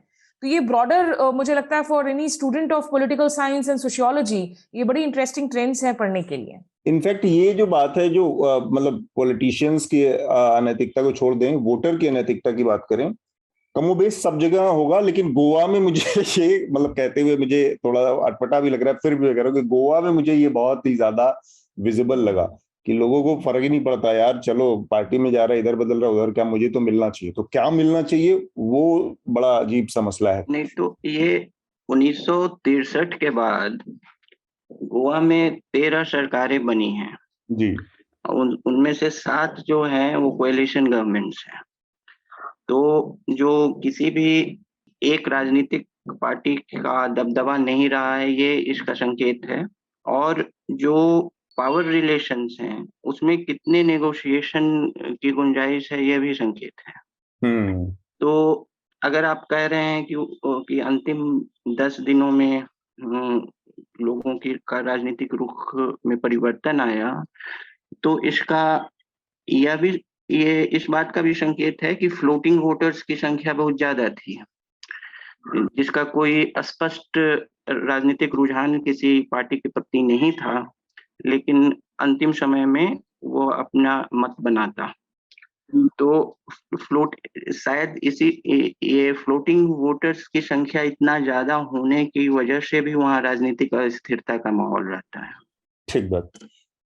गजाली और पार्थ से भी उनकी आखिरी प्रतिक्रिया लेते हैं, फिर उत्तर प्रदेश पर चलते हैं। नहीं, एक्चुअली मैं इन 3 राज्यों में मैं ज्यादा घुमा नहीं था, लेकिन उत्तराखंड के बारे में मैं पूछना चाहूंगा एक्सपर्ट से कि वहां पे 4 बार बीजेपी ने सीएम्स बदले थे, which suggested that all was not well. मतलब 4 सीएम्स बदलना कोई अच्छी साइन नहीं है, और फिर भी उनको जो वहां पे यश मिला है, सक्सेस मिला है, उसकी क्या वजह हो सकती है? Is it just being bad opposition by Congress की ओर से, या फिर बीजेपी ने किस तरह से वो मैनिपुलेट किया या अचीव किया ये रिजल्ट? थोड़ा बहुत मतलब हम मेघनाथ गए वहां पर जो दौरे पर थे जब उत्तराखंड में, उस अनुभव के आधार पर मैं कह सकता हूँ एक चीज कि कांग्रेस का यहाँ पर भी वो वाली प्रॉब्लम लोगों के दिमाग में थी जो पंजाब में वाली प्रॉब्लम थी कि हर दिन लड़ाई हो रही थी उनके बीच में। अगर आपको ध्यान हो तो लीडरशिप के लेवल पे देखा जाए तो इन चारों पांचों राज्यों में सबसे स्ट्रांग लीडरशिप कांग्रेस के पास बड़ा चेहरा जो था वो उत्तराखंड में ही था, हरीश रावत के रूप में, जिनको पूरे स्टेट में अक्रॉस द रीजन, चाहे वो कुमाऊं हो चाहे गढ़वाल हो, उसमें उनको अच्छी खासी उनकी प्रतिष्ठा है और लोग जानते भी हैं। लेकिन उन मतलब जो चुनाव जीतने के लिहाज से जो जिन समीकरणों की जरूरत होती है वहां पर वो हमेशा कमजोर साबित हुए हैं। बहुत सारे चुनाव हारे हैं, इक्का दुक्का चुनाव जीत पाए हैं हरीश रावत। और पहले उन्होंने सल्ट की सीट चुनी थी, तो जहां पर बहुत ज्यादा विरोध हो गया पार्टी के अंदर, और जो वहां से उम्मीदवार थे कांग्रेस पार्टी के, उन्होंने इंडिपेंडेंट लड़ने की घोषणा कर दी है वो। तब आखिरी में उन्होंने फिर वो सीट जो कि हरीश रावत ने लड़ने की घोषणा कर दी थी कि हम सल्ट से लड़ेंगे, और फिर छोड़ा उन्होंने और लाल कुआं की सीट पर गए। तो ये सारी चीजों से एक तो मतदाता के मन में उस तरह का कंफ्यूजन फिर से पैदा हुआ। दूसरा ये कि भारतीय जनता पार्टी की जो पूरी इलेक्शन मशीनरी थी, इलेक्शन की मशीनरी जो काम करना शुरू की थी, उसके टाइमिंग को अगर आप देखें तो मतदान के ठीक पहले इलेक्शन कमीशन ने सारे जो प्रतिबंध थे, थर्ड वेव के मद्देनजर जो जारी प्रतिबंध थे, वो ठीक उत्तराखंड चुनाव से पहले हटाए थे। और प्रधानमंत्री ने इसके बाद एक वहां पर 4-5 जनसभाएं सबसे पहले उत्तराखंड को ही फोकस की। तो उसका एक असर उत्तराखंड के चुनावी नतीजों पर था, क्योंकि आज भी जो चीज हमारी समझ में आई, मतलब वो पंजाब को छोड़ दिया जाए अकेला, जहां पर नरेंद्र मोदी को लेकर भयानक गुस्सा और नाराजगी का भाव है, उनके नाम से लेके, उनके चेहरे से लेके। उसके अलावा कहीं पे भी उत्तराखंड में वो हो, वो गोवा रहा हो, वो उत्तर प्रदेश हो, हर जगह नरेंद्र मोदी की लोकप्रियता बनी हुई है। तो उनका जब ये आगमन हुआ इस पूरे इलेक्शन कैंपेन में उत्तराखंड के पोलिंग से ठीक पहले, तो उसने भी एक बड़ा रोल अदा किया। वरना ये नाराजगी सबके अंदर थी कि भाई ये 4 लीडर्स, इन्होंने तीन प्रधानमंत्री मुख्यमंत्री बहुत जल्दी बदले हैं, तो उससे एक अनिश्चितता का भाव एक था लोगों के अंदर, मतदाताओं के अंदर। लेकिन मोदी का जो फैक्टर वो बड़ा फैक्टर था। एक और चीज अतुल, आई थिंक जो उनके फेवर में चली गई कि सेंट्रल स्कीम्स बहुत सारे उन्होंने वहां पर इम्प्लीमेंट किए थे, पर उसके अलावा आई थिंक उत्तराखंड पे एक फोकस था इंफ्रास्ट्रक्चर डेवलपमेंट के लिए, हाईवेज और अलग अलग प्रोजेक्ट्स के बारे में। तो उसके बारे में आई थिंक लोगों का एक पॉजिटिव ओपिनियन ही था जस्ट जनरली कि उससे टूरिज्म बढ़ेगा और स्टेट का फायदा होगा, और उसका पूरा क्रेडिट वो मोदी को ही देते हैं। तो ये 3 चीफ मिनिस्टर हो ना हो, सेंटर से अगर उनको इतनी सारी सुविधाएं और सुख मिल रहे हैं तो फिर वो उनको ही वापस लाना चाहते थे। गजाली कुछ कह रहे हैं। हाँ, एक चीज मैं कांग्रेस पंजाब और ये जो लीडरशिप क्राइसिस है उस पे एक चीज बताना चाहूंगा कि कांग्रेस शुरू से ना आप ये जो पॉलिटिक्स में स्मिता मैम भी ढंग से बता पाएंगी, ये इंटरनल डेमोक्रेसी जो एक टर्म है, रिबेलियन को काउंटर करने के लिए हम यूज करते हैं, ये एक बहुत बड़ा फार्स है। Difference of opinion, internal democracy, और इसी फंडे को पंजाब में हर बार डिफेंड करने के लिए कहा जाता था। कांग्रेस की हमेशा से यहाँ पर एक सियासत रही है कि आप एक कदम आगे लेते हैं और 2 कदम पीछे लेते हैं। जब आपने मुख्यमंत्री बदलने का निर्णय ले लिया था, तो एक तो वीक डिसीजन मेकिंग और क्विक डिसीजन मेकिंग वाली बात है जो आपको बीजेपी में दिखेगी, वो यू टर्न नहीं लेते हैं। अगर आपने ये मन बना लिया था कि अमरिंदर सिंह को हटाना है, तो प्लान बी पहले आप सोचते हैं कि अगला सीएम होगा कौन। आपने अमरिंदर सिंह को हटाया, उसके 48 घंटे तक क्राइसिस है कि फलां बनेंगे, कौन बनेगा। जब आप देख रहे हैं कि नवजोत सिंह सिद्धू ने ही अमरिंदर सिंह के खिलाफ बगावत के सुर छेड़े थे, तो उनसे ज्यादा डिजर्विंग कौन होगा। और अगर आप डिसीजन ले चुके हैं कि हाँ हमने चरणजीत सिंह चन्नी को सीएम बनाना है, तो भाई आप एक बार घर की सफाई करें, जो अपोज कर रहे हैं लोग उनको आप हटाएं। तो आपने वो भी नहीं किया ना, जो रिबेलियन वॉइसेस थे आपने उनको नहीं हटाया। इसी वजह से चरणजीत सिंह चन्नी के मुख्यमंत्री बनने के बाद से लेकर वोटिंग वाले दिन तक हर दिन कोई ना कोई एक लीडर ट्वीट करके या अपनी नाराजगी वैसे ही जाहिर करता रहा, और पार्टी हमेशा एम्बैरेसमेंट होती रही लगातार। हाँ, कि हम इंटरनल डेमोक्रेसी है या ऐसी आवाजों को हम अकोमोडेट करना चाहते हैं, जबकि बीजेपी में ऐसा कुछ नहीं होता है। रिबेलियन और इंटरनल डेमोक्रेसी वाली चीज, बस यही कहना। ठीक है। हम एक काम करके थोड़ा सा स्मिता को यहाँ पर अभी निकलना है, किसी एक मीटिंग में जाना है। एक बार हम यूक्रेन पर बात कर लेते हैं, स्मिता से एक बेसिक सारी इंफॉर्मेशन ले लेते हैं और उस पर यूक्रेन के उस पर बाकी लोगों की जो प्रतिक्रिया होगी वो भी ले लेंगे, और फिर हम यूपी वाला इसके बाद रिकॉर्ड करेंगे। स्मिता को हम इस बीच में फिर छोड़ देंगे। स्मिता, इस बीच में जब चुनाव चल रहा है उत्तर प्रदेश और कैंपेन के दौरान ही एक बड़ी क्राइसिस शुरू हुई, रसिया ने यूक्रेन पर आक्रमण कर दिया, और जिस तरह से उम्मीद थी कि पूरी दुनिया जो कम से कम वेस्ट वर्ल्ड जो है, यूरोप है या अमेरिका है, उनके बचाव में आएगा, क्योंकि सारा का सारा क्राइसिस की जड़ में यही माना जा रहा था कि यूक्रेन जो है वो एक लिमिट से ज्यादा वो वेस्ट ब्लॉक जो है यूरोप था या नेटो जो है उसके साथ उसकी जो करीबी बढ़ती जा रही थी, उससे रूस बहुत असहज था, लेकिन वो उसके बचाव में उस तरह से नहीं आया। तो ये सारी चीजों ने मिलकर जिस क्राइसिस को जन्म दिया है, एक तो उसकी अभी क्या स्थिति है, और दूसरा उसका पहलू है कि भारत का जो अब तक रुख रहा है इस पूरे क्राइसिस में, उस पर आपकी क्या प्रतिक्रिया है? देखिए अतुल, उसमें काफी सारी चीजें हैं। वैसे तो 24 फरवरी को जब ये शुरू हुआ कि रूस ने हमला कर दिया, इन्वेड कर दिया यूक्रेन को, उसके कई हफ्तों पहले से ही अमेरिका की इंटेलिजेंस एजेंसीज की तरफ से बार बार ये इनपुट्स आ रही थी, और एक तरीके से उन बयानों से भी एक ऐसी स्थिति बनाई गई जब अमेरिका बार बार कह रहा था कि रूस ने आपके 100,000 या 150,000 ट्रूप्स लगा रखे हैं, तो एक ऐसी स्थिति बन गई थी कि अगर ये अटैक नहीं होता तो उसके बाद जो है फिर वही अमेरिका, वही वेस्टर्न कंट्रीज बाकायदा एक श्रेय भी लेते कि देखो हम लोगों ने जो कूटनीतिक दबाव डाला और जिसकी वजह से जो है रूस को बैक ट्रैक करना पड़ा। लेकिन जहां तक American troops coming into European soil, coming into Ukraine is concern, इसकी संभावनाएं कम ही थी, क्योंकि यूरोप के अगर हम आज के हाल के हम मेन इन्फ्लेक्शन पॉइंट को देखें तो यूक्रेन से पहले वो 2008 जब जॉर्जिया की बात हुई थी, जॉर्जिया, और उसके बाद 2014 में जब रूस ने क्रीमिया को एनेक्स किया था, ये सारे मेन इन्फ्लेक्शन पॉइंट्स थे।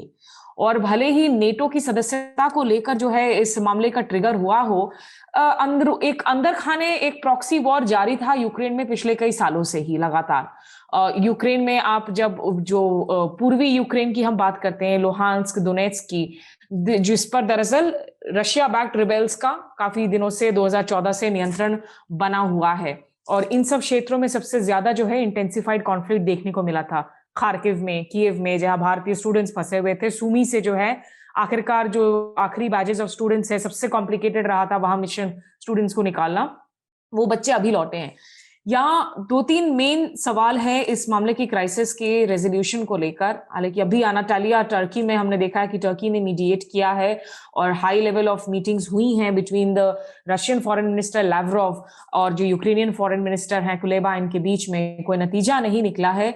जो फ्रांस के राष्ट्रपति हैं मैक्रों, इजराइल के प्रधानमंत्री बेनेट, उनको हमने देखा कि जो इजराइल के शबात के वक्त में वो गए, बाकायदा उन्होंने यूक्रेन के राष्ट्रपति से बात की, पुतिन से बात की, मैक्रों से, जर्मनी के नए चांसलर ओलाफ शॉल्ज से बात की।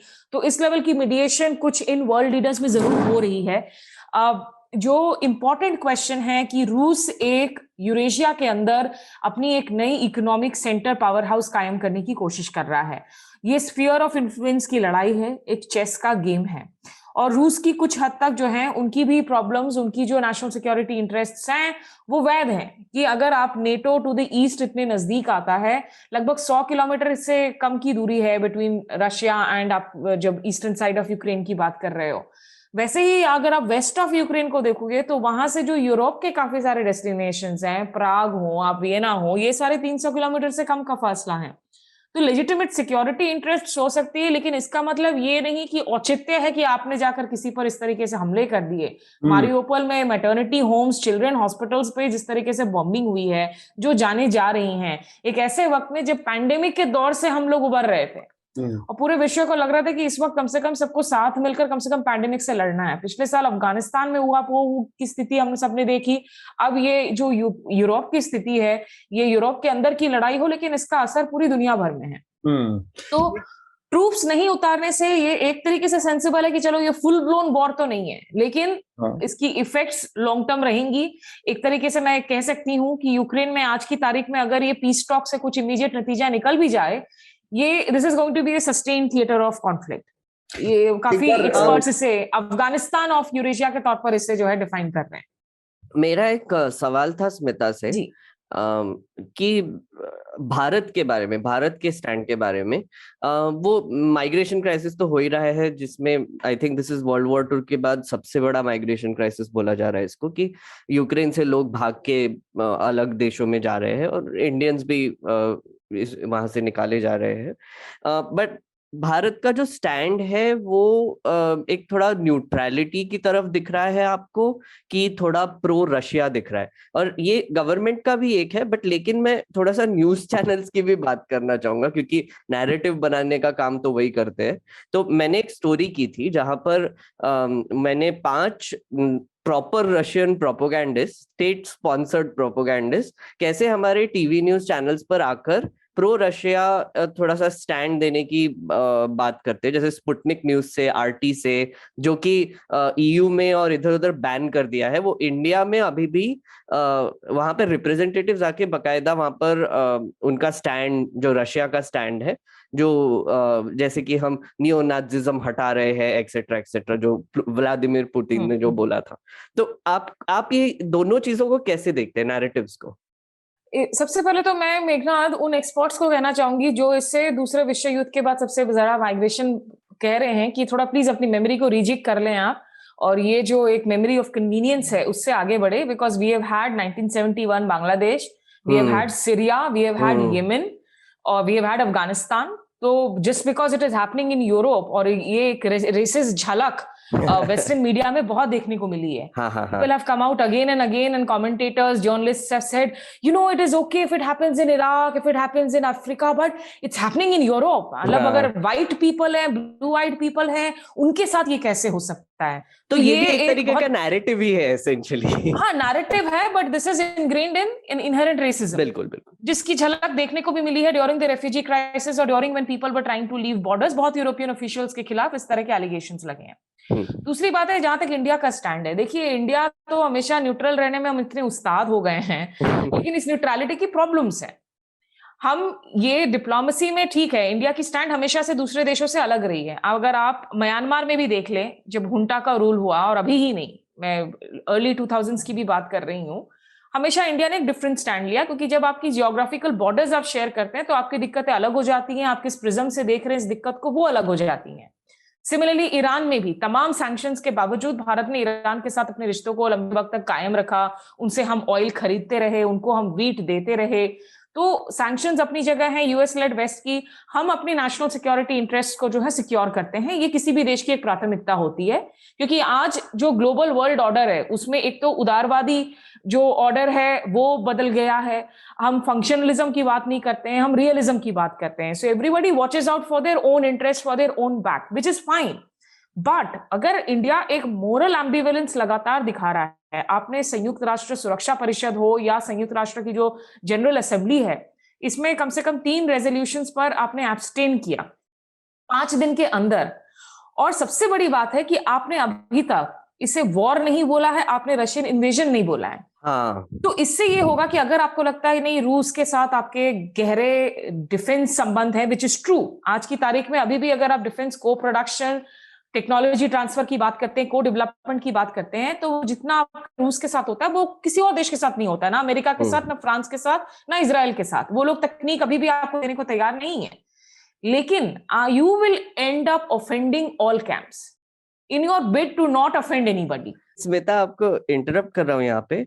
आई मीन आई अंडरस्टैंड कि आप कह रहे हो कि हमने काफी कैंप्स को थोड़ा सा गुस्सा कर दिया, लेकिन मेरा थोड़ा सा इसमें ओपिनियन अलग भी है, क्योंकि यूक्रेन को एक तरीके से वेस्टर्न वर्ल्ड ने भी थोड़ा सा आइसोलेट ही करके रखा है। जैसे नेटो ज्वाइन नहीं करना है, वो यूक्रेन ने अभी फैसला ले लिया, मैं वही पढ़ रहा था।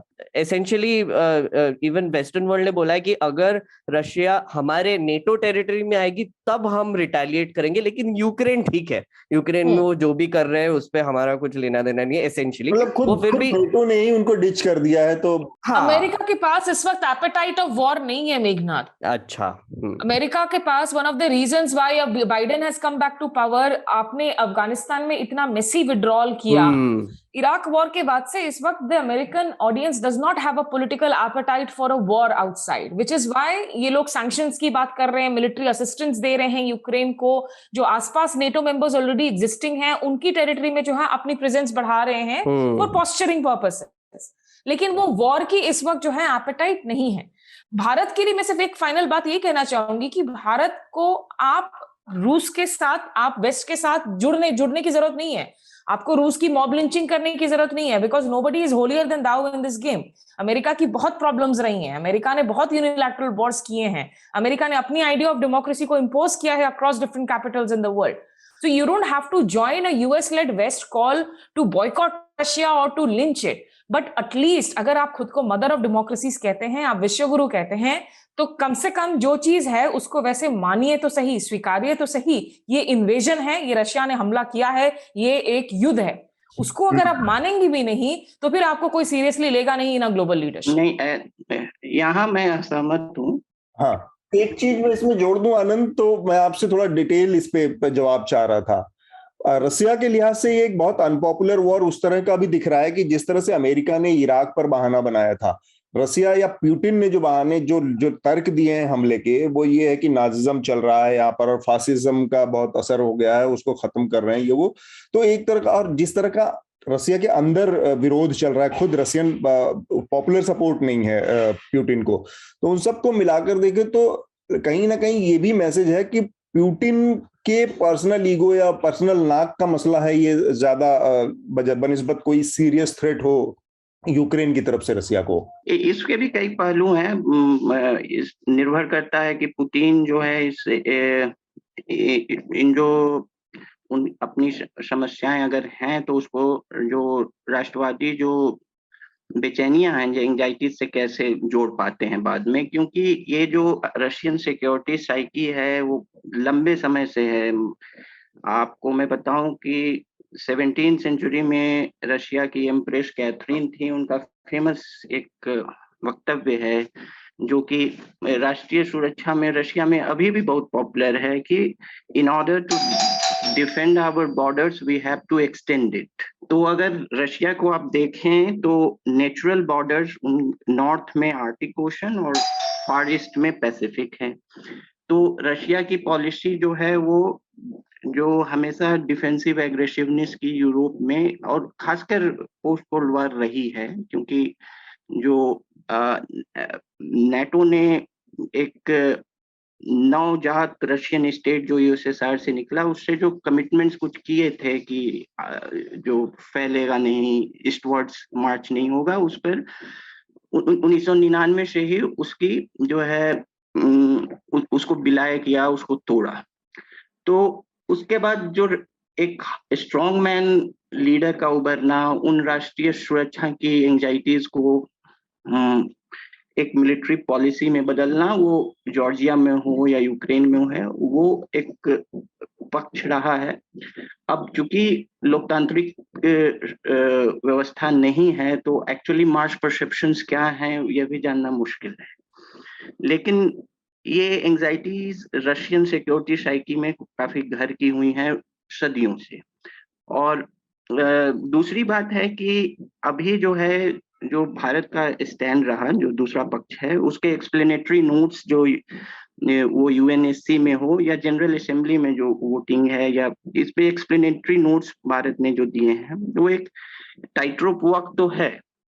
लेकिन अभी क्या है कि भारतीय सुरक्षा पॉलिसी में एक ड्यूअलिज्म है कि एक तरफ तो अगर एशिया को देखे, कॉन्टिनेंटल एशिया, मैरीटाइम एशिया को नहीं, तो कॉन्टिनेंटल एशिया में जो रशिया है वो सिर्फ मिलिट्री सप्लाई, जो कि 2010 से 20 में करीब 62% रहा रशिया से एक स्टडी के अनुसार, और जो वो अफगानिस्तान में रोल हो, जो कि डिनाई किया actually, Troikaa talk plus talks में भी डिनाई किया रशिया ने भारत को वो रोल, लेकिन संभावनाएं भारत तराश रहा है क्योंकि डायरेक्ट स्ट्रेटेजिक इंटरेस्ट है भारत का। फिर जो सेंटर एशिया में भारत फिर से पैठ जमाना चाह रहा है, उसमें हो, और चाइना का काउंटरवेलिंग जो है, तो चाइना के काउंटरवेलिंग में जो दूसरा पक्ष है जो वेस्ट है, वो भी एक ड्यूअलिज्म में दूसरा, क्योंकि मैरीटाइम सिक्योरिटी में रूस जो है बहुत काम नहीं आने वाला है, तो क्वाड है, यूएस है, जापान है, ऑस्ट्रेलिया या बेसिकली यूएस, तो सिक्योरिटी इंटरेस्ट की ड्यूअलिज्म है अभी। तो टाइट रोप वॉक जो है बहुत आवश्यक है। मैं नहीं मानता कि डिप्लोमेसी में अगर आप एक टाइट रोप वॉक करते हैं तो यू एनवाय एवरीवन। इसके अगर डिप्लोमेटिक हिस्ट्री में अगर इसके देखें तो इसके मिक्स्ड रिजल्ट्स हैं। ऐसा कोई बहुत स्पष्ट कह देना मेरे ख्याल से जंपिंग द गन टाइप का हो। ठीक बात। स्मिता को जाना है, उससे पहले अगर आनंद की बात पर वो कोई आखिरी टिप्पणी करे, उसके बाद हम स्मिता को विदा करेंगे। जिन एक्सप्लेनेशन ऑफ वोट्स का जिक्र कर रहे थे ना अतुल, अगर एक्सप्लेनेशन ऑफ वोट्स को कोई इंसान पढ़े तो उसमें ऐसा दिखेगा कि ये जो रेजोल्यूशन है ये एक बड़ा बुरा एप्पल है। इस एप्पल से बहुत टॉक्सिसिटी हो सकती है। ये एप्पल रॉटन है, ये इतना सड़ा हुआ है कि हमने इसको खाने का फैसला कर लिया है। That is how the explanation of what actually sounds. So it's a problem कि because it is so problematic, so I have agreed to go with the problem. I mean, we can all have differences. Of course, maritime security के लिए आज आपको US की interests हैं, आपकी civil society, technology, science में US की role बहुत प्रमुख है। Continental security में in Eurasia today, in the larger Eurasia, actually after the Afghanistan withdrawal, America की उतनी presence नहीं है वहां पर। वहां of course, लेकिन जो वेस्ट की moves हैं उससे रशिया और चाइना को आप एक unnatural alliance में और ज्यादा से ज्यादा जो है push कर रहे हैं। ये सारी क्राइटेरियाज हैं। All I am saying is you don't need to mob lynch Russia, but at least spell a war as a war. That is important for you as a democracy to spell it out. उससे ऐसा नहीं होना है कि Russia बिल्कुल आपसे नाराज हो जाएगा। और प्रोपेगेंडा वॉर्स दोनों तरफ से हो रहे हैं, यूक्रेन से भी हो रहे हैं, रूस से भी हो रहे हैं। जो भारतीय मीडिया वहां पर पहुंची हुई यूक्रेन वॉर, जब वॉर हो नहीं रहा था तो ऐसे कई चैनल थे जो रोज लगातार जो मुहूर्त निकाल रहे थे कि कल सुबह 7 बजे हमला हो जाएगा, कल रात 8 बजे हमला हो जाएगा। आई थिंक जब फाइनली हमला हो गया, so they must have been like अब कल क्या मुहूर्त निकालें। तो जो रिपोर्टर्स वहां फील्ड पर हैं, ग्राउंड पर हैं, वो यूक्रेन का पक्ष ले रहे हैं। जो कमेंटेटर्स टीवी पर आ रहे हैं, बहुत सारे are entrenched into our establishment, जो रूस का पक्ष ले रहे हैं। So it is getting play out. I think that's where I land it. Recommendations की आपने शायद बात की अतुल, तो रिकमेंडेशन आप अपना दे दीजिए। There are just 2 books. एक यूक्रेन के संदर्भ में I think it is always good to go back to history. So there is this old book called the revenge of geography, which is a book by Robert D. Kaplan, and it also talks about Mackinder's theories की किस तरीके से land bound countries जो उनकी risk assessment होती है, analysis होती है, वो कैसे different है। So it looks at various regions of the world और कैसे उनकी geography ने उनकी policies को define किया है। It is always a very good book for any student। मैंने इससे पहले 2 बार पहले ये recommend यहाँ हुआ है। Oh, very nice. अच्छा। So Kaplan ji will be very happy with News Laundry चर्चा, I'm sure। और B, एक हम चूंकि पॉलिटिक्स की बात कर रहे हैं, अभी जस्ट इसी वीक एक्चुअली एक किताब लॉन्च हुई है जो प्रोफेसर मुकुलिका बैनर्जी ऑक्सफोर्ड की हैं। उन्होंने लिखा है ये किताब, this is called cultivating democracy. And ये this looks basically through the rural economy of West Bengal for a certain period running up to I think 2013। ये कि एग्रेरियन सोसाइटीज और डेमोक्रेसीज के बीच का जो रिश्ता है और आज की तारीख में जो सिटीजनरी की क्वालिटी बदल रही है, जो लोग हैं, नागरिक हैं, उनका एक लोकतंत्र के साथ जो रिश्ता है और गणतंत्र के साथ जो वर्टिकल रिश्ता है, ये कैसे बदल रहा है, इससे किस तरीके से लोकतांत्रिक जो व्यवस्थाएं हैं वो बदल रही हैं, उस पर ये काफी वेल रिसर्च्ड एक एंथ्रोपोलॉजिकल सोशियोलॉजिकल किताब है, which I think some of the readers may actually want to pick up. Thank you Smita. Thank you. Thanks Atul. Thank you everyone. Bye bye bye. Atul, एक जस्ट छोटी सी मैं चीज जोड़ना चाहूंगा। मेरा एक्चुअली रिकमेंडेशन भी है बाद में इस पर मैं अभी एक जस्ट पैनल के मे बी व्यूज मिल जाए थोड़े से। मैं थोड़ी सी पॉलिटिकल थियरी हिस्ट्री पढ़ रहा था, तो उसमें एक बहुत ऑब्वियस पैटर्न आ जाता है जब वर्ल्ड ऑर्डर थोड़ी सी चेंज हो जाती है। मतलब एक डोमिनेंट कंट्री जो है वो पीक पे आके थोड़ा सा गिरना चाहती है, गिर जाती है, और वो यूजुअली वॉर टाइम पर होता है। कि मतलब ये जो ट्रांजिशन ऑफ पावर है, जैसे ब्रिटिश एम्पायर का था या फिर डच एम्पायर का था, और अभी अमेरिकन एम्पायर जो मैं बोलता हूँ उसका शायद हो रहा है। क्योंकि एक जो ये न्यूट्रलिटी का स्टैंड हमने लिया है वो ठीक है, लेकिन अमेरिका भी कैसे वॉर के लिए तैयार नहीं है। मुझे लगता है इसका एक बहुत लेना देना उनके इकोनॉमिक्स से भी है कि उनकी जो अभी नेशन की जो इकोनॉमी है वो इतनी स्ट्रांग नहीं चल रही है, और उसकी वजह से वो और वॉर पे खर्चा नहीं कर सकते। तो इसी वजह से I think the economically strong Nations जो कि अब इस समय में चाइना और रशिया लग रही है, वो अपना एक कुछ दबदबा बढ़ाने की कोशिश कर रही है और एक ट्रांजिशनल शिफ्ट आ रहा है पूरे वर्ल्ड ऑर्डर में। तो इसके बारे में मैं चाहता हूं कि पैनलिस्ट भी क्या सोचते हैं। देखिए, एक बहुत बेसिक चीज है कि हम वर्ल्ड ऑर्डर को हिस्ट्री के संदर्भ में डिफाइन करते हैं। हम कहते हैं कि हम पोस्ट कोल्ड वॉर एरा में रह रहे हैं, मतलब कि हम ये जानते हैं कि पहले एरा क्या था और उसी के संदर्भ में अपने को परिभाषित करते हैं, और अभी हम हिस्ट्री में रह रहे हैं और जो भविष्य के इतिहासकार एक्चुअली डिफाइन करेंगे कि हम किस युग में रह रहे थे।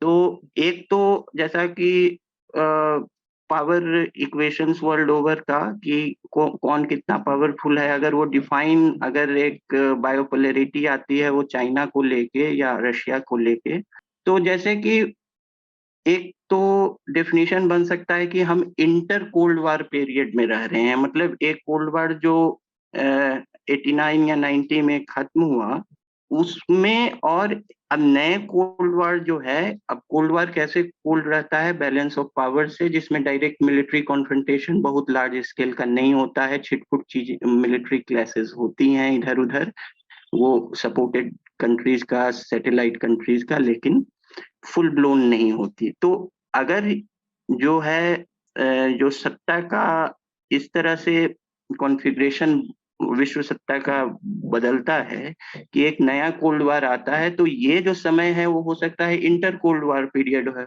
जो कि बुक एंडेड हो दो कोल्ड वार से। दूसरी चीज है कि युद्ध क्यों नहीं कर रहे हैं। आपको एक हिस्टोरिकल पैरेलल है कि कोल्ड वार के समय भी कुछ चीजें जो थी जिसका बहुत विरोध होता था, लेकिन जो है जैसे यूएसएसआर ने 56 में हंगरी पे, बाद में पोलैंड, चेकोस्लोवाकिया, ये सब पर जो सैटेलाइट कंट्रीज थी उस पर हमला किया, डायरेक्ट मिलिट्री इंटरवेंशन करके अपने समर्थन वाली सत्ताएं बनाई। उसी तरह इसको ब्रेजनेव डॉक्ट्रिन भी कहते थे कि हम ऐसा करेंगे। उसका एक दावा था कि हम ऐसा करेंगे कि हम अपने जो है इनसिक्योरिटी को लेके उसको एड्रेस करने के लिए। और दूसरा है कि एक यूएस में भी मॉनरो डॉक्ट्रिन था कि लैटिन अमेरिका वगैरह में हम इस तरह से करेंगे। उसमें भी कभी भी जो है यूएसएसआर विरोध करने के बाद भी डायरेक्ट मिलिट्री इन्वॉल्वमेंट नहीं लिया, उसको आड़े हाथ नहीं लिया कि आप ऐसा क्यों कर रहे हैं मिलिट्री एक्शन। और यूएस ने भी नहीं ऐसा कोई, सिर्फ जो है लिप सर्विस जो है विरोध का। तो ये बैलेंस ऑफ पावर थियरी पे करता है कि वो भी एक डिटरेंस बन जाता है कि दोनों पक्ष इतने शक्तिशाली हैं कि कोई विक्ट्री पे श्योर नहीं है, और अगर श्योर भी है तो उसके कॉस्ट जो है उस भविष्य के विजेता के लिए इतने ज्यादा है कि वो विजय जो है उसके लिए बहुत महत्व नहीं रखती। ठीक बात। तो हम आगे बढ़ते हैं उत्तर प्रदेश के नतीजों पर। उत्तर प्रदेश का नतीजा सबके सामने है। एक बार मैं उत्तर प्रदेश का जो अंतिम आंकड़ा अभी आ चुका है वो लोगों के सामने रख देता हूं, तो सही तस्वीर, उसके बाद हम इस पर बातचीत करेंगे। सबसे 403 की विधानसभा है, 255 सीटें भारतीय जनता पार्टी ने अकेले जीती हैं। इसके अलावा उनकी सहयोगी दल है अपना दल सोनेलाल, उसको 12 सीट मिली है। और दूसरी तरफ समाजवादी पार्टी को 111 सीट मिली है। राष्ट्रीय लोकदल जो कि उनकी सहयोगी है उसको 8 सीट मिली है, और सुहेल देव भारतीय समाज पार्टी, ओम प्रकाश राजभर जो हैं उनको 6 मिली है। तो ले देकर करीब 130 के आसपास पहुंच पाई है समाजवादी पार्टी और उसका गठबंधन। 170 के आसपास भारतीय जनता पार्टी का गठबंधन पहुंचा है। और वोट परसेंटेज के लिहाज से इस बार 41.3% वोट भारतीय जनता पार्टी को मिले हैं और 32.1% एसपी को। इसमें अगर हम दो और पार्टियां जो इनकी सहयोगी हैं, आरएलडी और सुहेल देव समाज पार्टी, उसको जोड़ दें तो करीब 3% आरएलडी का वोट है और करीब ऐसे ही 2% के 2% के आसपास सुहेल देव भारतीय समाज पार्टी का वोट। तो ले देकर ये पहुंचते हैं करीब 36% के आसपास। तो अखिलेश यादव के लिए वोट परसेंटेज या अपना पार्टी का जो दायरा बढ़ा है, उस लिहाज से तो बहुत संतोष की बात है कि वो अकेले दम पर पिछली बार 22% थे और 32%, तो 10% वोट का सीधा सीधा इजाफा हुआ है। सीटें उस लिहाज से नहीं, मतलब सीटें भी बढ़ी हैं उनकी, पिछली बार वो 47 सीटों पर थे, इस बार वो सीधे सीधे 111 सीटों पर है, तो वो सीटों के रूप में भी दिख रहा है। लेकिन भारतीय जनता पार्टी का जो पूरा मामला है, उसने अपने वोट परसेंटेज में करीब 2.5% की बढ़ोतरी की है पिछले चुनाव के मुकाबले। 39 से सीधे 41.5 पहुंच गए हैं करीब करीब। तो वो अपना, लेकिन सीटें उनकी कम हुई है। तो पहली प्रतिक्रिया आप सब लोगों से उत्तर प्रदेश के नतीजों को, और पार्थ भी उत्तर प्रदेश लगातार घूमते रहे हैं, तो उत्तर प्रदेश के नतीजों ने क्या चौंकाया है या यही नतीजे आप लोग उम्मीद कर रहे थे? व्यक्तिगत रूप से मैं अपनी बात कहूं तो ये दो चीजें वहां साफ थी और दिख रहा था कि भारतीय जनता पार्टी आएगी। इस नंबर की उम्मीद नहीं थी 255, मेरी अपनी उम्मीद मैक्सिमम 230 तक थी। कोई बहुत स्ट्रांग एंटी इनकम्बेंसी नहीं थी योगी आदित्यनाथ के खिलाफ पूरे स्टेट में जहां जहां हम घूम रहे थे। नरेंद्र मोदी की लोकप्रियता में कोई बहुत गिरावट नहीं थी। नरेंद्र मोदी अभी भी बहुत बड़े मैग्नेट फैक्टर बने हुए हैं 8 साल बाद भी उत्तर प्रदेश में। और उसके अलावा जो स्कीम्स थी, तो बहुत सारे लोगों से मुलाकात में, बातचीत में ये बात सामने आई कि जो केंद्र की स्कीम्स थी उसमें आवास योजना की स्कीम, उसमें राशन की स्कीम, उसमें लोगों को गैस सिलेंडर वाली स्कीम, आयुष योजना, इसके अलावा किसान सम्मान निधि, तो जितनी स्कीम थी ऑलमोस्ट ज्यादातर लोग ऐसे थे कि जिनको कम से कम 2 स्कीम्स के लाभ मिल रहे थे। ज्यादातर ऐसे भी लोग थे जिनको 4-4 स्कीम, 5-5 स्कीम के भी लाभ मिले, 4 के, 3 के। तो वो एक बड़ा लोगों के दिमाग पे चल रहा था कि भाई ये रहेंगे तो हमें ये स्कीम्स आगे भी मिलेंगी। और इसके अलावा जो नहीं, जिन लोग, जैसे ऐसे भी लोग मिले जिनको कोई स्कीम का लाभ नहीं मिल रहा था, लेकिन उनको ये उम्मीद थी कि अगर ये लोग नहीं आए तो हमें एकदम नहीं मिलेगा, इनके आने से हमें भी मिल सकता है आगे। तो वो एक बड़ा फैक्टर था। मैं चाहूंगा पार्थ से शुरू करें। पार्थ ने किया है दौरा गोरखपुर और उस इलाके में, पूर्वी बेल्ट में, जहां पर योगी आदित्यनाथ का भी गढ़ है और नरेंद्र मोदी का भी सीट है उस पूरी बेल्ट में। तो उन्होंने क्या पाया वहां पे, पार्थ? जी बिल्कुल, मैं वेस्ट भी गया था, अवध का इलाका भी थोड़ा सा घूमा मैं, और फिर ईस्ट में भी आया मैं आखिर में। और एक बात मुझे तो साफ लग रही थी, जैसे आपने भी कहा, कि भाजपा की सरकार फिर से आ जाएगी। मतलब समाजवादी पार्टी का गेन ग्राउंड पे दिख रहा था, लेकिन जब 312 सीटें किसी पार्टी की होती है तो वो मैंडेट ओवरटर्न करने के लिए बहुत बड़ा वेव लगता है, और वो ग्राउंड पे कहीं दिख नहीं रहा था। तो समाजवादी पार्टी का गेन दिख रहा था, लेकिन ऐसा वेव नहीं लग रहा था कि कहीं बीजेपी का वोट टूट रहा है या और उनको, मतलब जो उनकी कोर वोटर्स है, कहीं हिल रहे हैं। तो एक बात साफ थी, लेकिन जैसे आपने कहा, मुझे भी 230 240 के आसपास लगा था उनके आएंगे, लेकिन उससे ज्यादा आए हैं। उसकी कई वजह है, जैसे आपने कहा, जो वेलफेयर स्कीम्स है उनकी, उसका बहुत फायदा उनको हुआ है। हमने मोदी जी का नमक खाया है, ये लाइन मैंने बहुत बार सुनी, खासकर ईस्ट यूपी में, जो अवध या वेस्ट यूपी से ज्यादा गरीब है इलाका। What it also did was, east UP में ओबीसी सेंटिमेंट भी बहुत ज्यादा है, क्योंकि वो बिहार से सटा हुआ है। तो वहां पे राशन स्कीम्स और बाकी सारी स्कीम्स, किसान सम्मान निधि के वजह से जो ओबीसी फैक्टर था, जो अखिलेश यादव चाहते थे कि अपने पास आए थ्रू स्वामी प्रसाद मौर्य या ओपी राजभर या दारा सिंह चौहान, तो उस तरह से वो किसी तरह से बीजेपी ने अपने पास रख लिया। थोड़ा बहुत फायदा हुआ समाजवादी पार्टी को, क्योंकि उन्होंने 13%, जैसे आपने कहा, 13% राइज हुआ है उनका वोट शेयर। और इस मामले में मैं एक चीज कहना चाहूंगा समाजवादी पार्टी के बारे में। एक तरह से देखा जाए तो अखिलेश यादव पिछले पहले 4 साल में, 4 साल में, वो ज्यादा ऑपोजिशन कहीं दिख नहीं रहे थे ग्राउंड पे। जो भी उन्होंने मेहनत की है वो पिछले 6 महीने, 8 महीने, साल भर में की है, और फिर भी उनको 13% राइज हुआ है उनके वोट शेयर में। मैंने कल भी एक किसी शो पे कहा कि अगर 8 महीना काम करके उनका 10% या 13% वोट शेयर बढ़ रहा है, तो अगर वो 5 साल लगातार मेहनत करते तो शायद ये इलेक्शन और क्लोज हो सकता था। अगर हम देखें तो एंटी इनकम्बेंसी यूथ में थी, काफी बेरोजगार यूथ मिले मुझे, जो कह रहे थे कि हमारे पास नौकरी नहीं है and we want better future, लेकिन उसका कन्वर्ट नहीं कर पाए अखिलेश यादव एक तरह से। ये एक कहूंगा। और दूसरी बात, राशन स्कीम की वजह से महिलाओं के ऊपर काफी फर्क पड़ा, काफी महिलाएं बीजेपी को वोट कर रही हैं। एक एक महिला ने मुझे बताया कि मुझे याद नहीं है पिछली बार हमने दाल और सब्जी एक ही दिन कब बनाई थी। तो उसके लिए, जिसके लिए कुछ काम नहीं है, घर पे पैसे नहीं आ रहे हैं, तो उसके लिए अगर राशन मिल रहा है तो वो बहुत बड़ी चीज होती है। Many of them told me that we would have starved to death if we hadn't received ration packets on time. तो एक तरह से बीजेपी का ये जो कॉकटेल है, हिंदुत्व का, वेलफेयर पॉलिटिक्स का और उनका जो पीआर प्रोपेगेंडा है, उसका कॉकटेल का ये नतीजा है, ऐसा मैं कहूंगा। जिस तरह से उन्होंने कोविड को न्यूट्रलाइज कर दिया, कोविड के इम्पैक्ट को, मतलब जो हमें गंगा में शव दिखे थे, जो ऑक्सीजन के अभाव की वजह से मृत्यु हुए थे, बहुत सारे लोग मुझे ऐसे मिले जिनके घर में मृत्यु हुए हैं, जिनके घर में 2-2, 3-3 लोगों की जाने गई है, लेकिन वो भी कह रहे थे कि ये महामारी थी, ये सरकार की गलती नहीं थी, ये तो होना ही था, ये यहाँ पे रिसोर्सेज नहीं है। यूके और यूएस में भी इतने रिसोर्सेज है, वहां पे भी इतने लोग मरे, तो यहाँ पे तो मरेंगे ही। तो ये जो जिस तरह से बीजेपी को इसका सेटबैक नहीं हुआ, ये मेरे ख्याल से उनके पीआर का बहुत बड़ा एक सक्सेस है।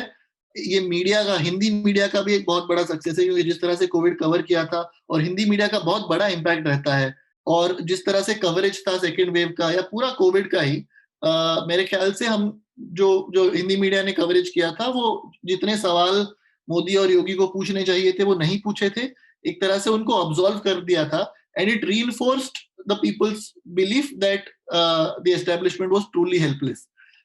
तो पार्थ ने काफी विस्तार से उत्तर प्रदेश के बारे में बताया, उन्होंने जो हिस्से कवर किया और जो उन्होंने वहां पर समझा बुझा था।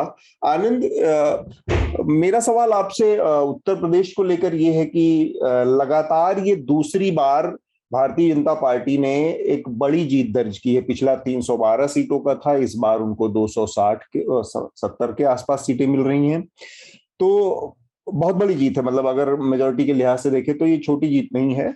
और दूसरी बार ऐसा हुआ है उत्तर प्रदेश और बिहार के नजरिए से अगर देखें तो सोशल जस्टिस की एक बड़ी जमीन मंडल कमीशन या 90 के दशक के बाद से बनकर उभरा था। यहाँ पर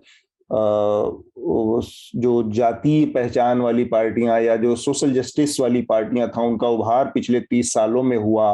उसमें बहुजन समाज पार्टी भी थी, उसमें समाजवादी पार्टी भी थी, और बिहार में भी इसी तरह का कॉमनवेल्थ पैटर्न एक था इस तरह की पार्टियों का। लेकिन पिछले 2 चुनावों के नतीजों को अगर हम देखें तो क्या ये कहा जा सकता है अब कि उत्तर प्रदेश का इलाका, बिहार का इलाका, ये जो पूरी नॉर्थ इंडिया की पट्टी है, ये इसमें जो हिंदुत्व का विचार है या हिंदुत्व की जो राजनीति है, उसने अब सोशल जस्टिस या जो जातीय आधार पहचान, उसका जो अंडरटोन है जातीय पहचान, उसको इर्रेलेवेंट कर दिया है, उसको बेमतलब कर दिया है। उस राजनीति की धार अब खत्म हो चुकी है।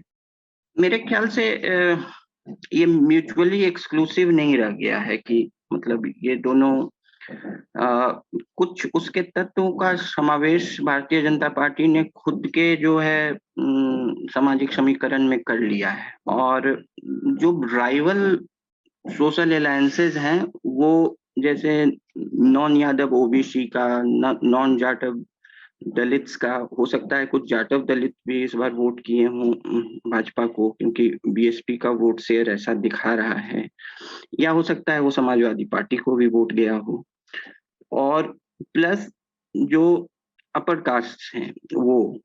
तो ये जो सामाजिक जो ढांचा है जिस पर कि उसका वोट बैंक खड़ा है, तो ये सोशल बेस है, लेकिन इस सोशल बेस पे बहुत ज्यादा जो है फोकस इसलिए नहीं किया जा रहा है क्योंकि जो राइवल सोशल कोएलिशन है उसकी जो चुनावी यात्रा रही है या पॉलिटिकल पावर पे क्लेम रहा है, वो उसका एकमात्र आधार ही वो रहा है सामाजिक न्याय।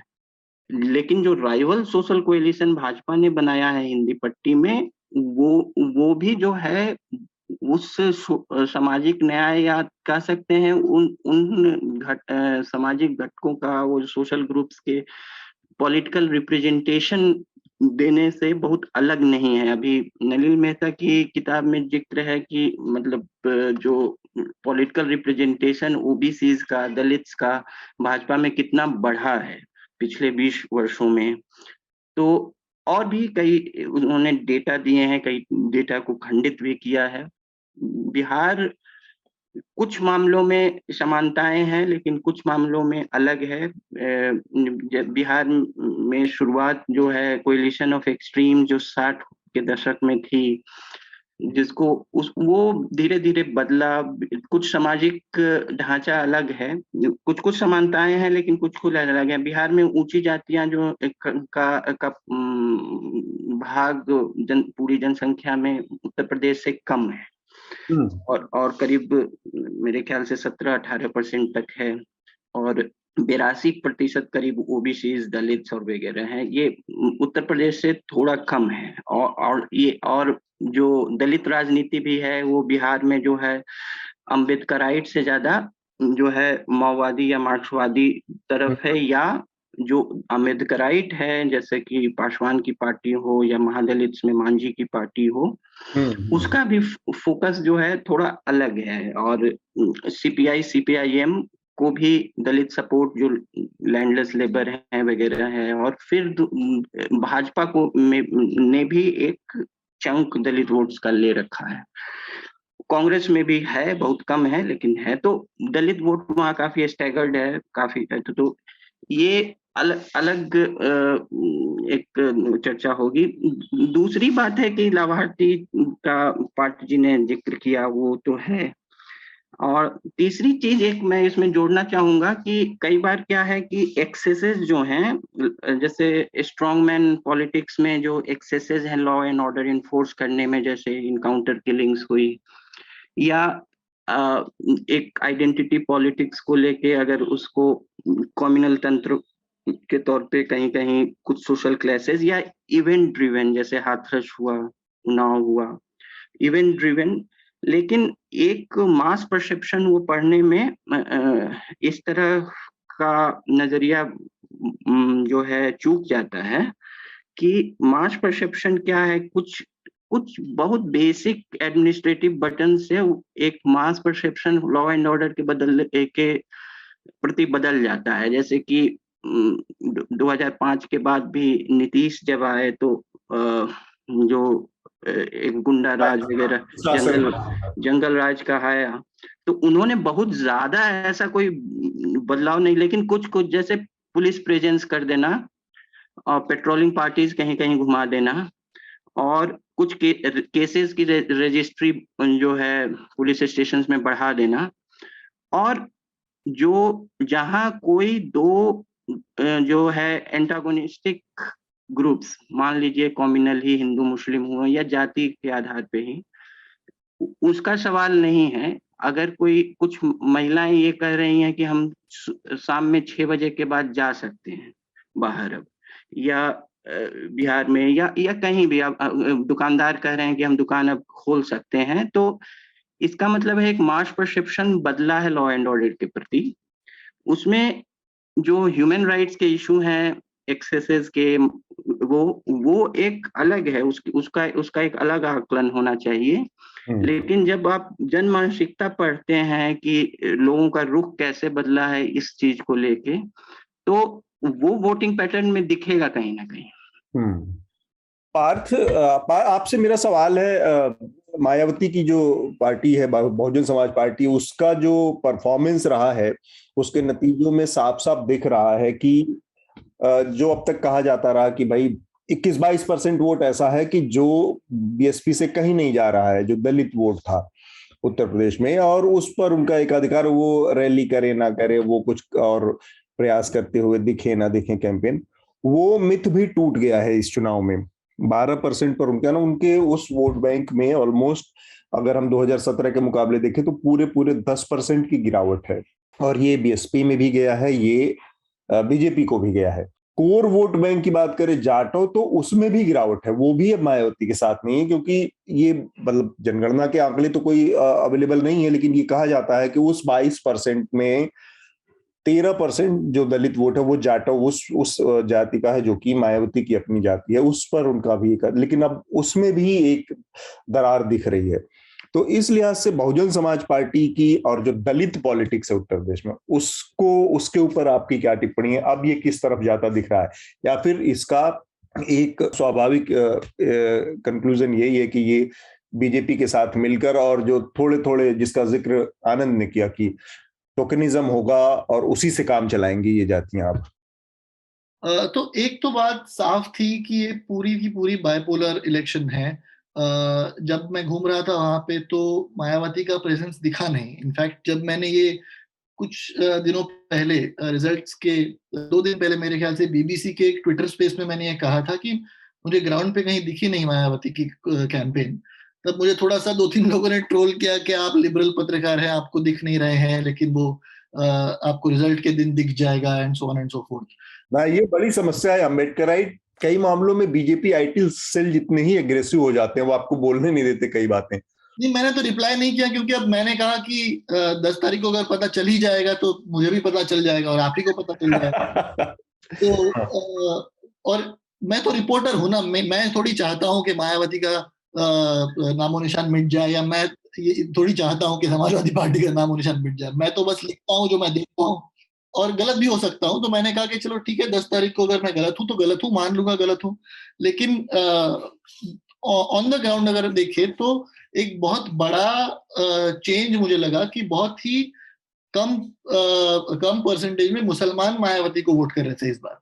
जो मायावती की वोट शेयर रही है पिछले कुछ सालों में, उसमें दलित, मतलब उनके जाटव जो है, और फिर मुसलमान, ये भी काफी पैमाने पे उनको वोट करते आए हैं। लेकिन इस बार वो पोलराइजेशन दिखा नहीं मुसलमानों में, वो पूरा का पूरा समाजवादी पार्टी के पास शिफ्ट हो गया था। फिर अगर आप जाटव कम्युनिटी के बारे में देखें तो उनमें मायावती का होल्ड अभी भी काफी हद तक है, लेकिन वो कम हुआ है। और बहुत सारे जाटव मेरे ख्याल से बीजेपी की ओर जाते हुए मुझे दिखे। मुझे ये वेलफेयर पॉलिटिक्स की वजह से एक वजह थी जो बीजेपी की तरफ जाते हुए दिखे।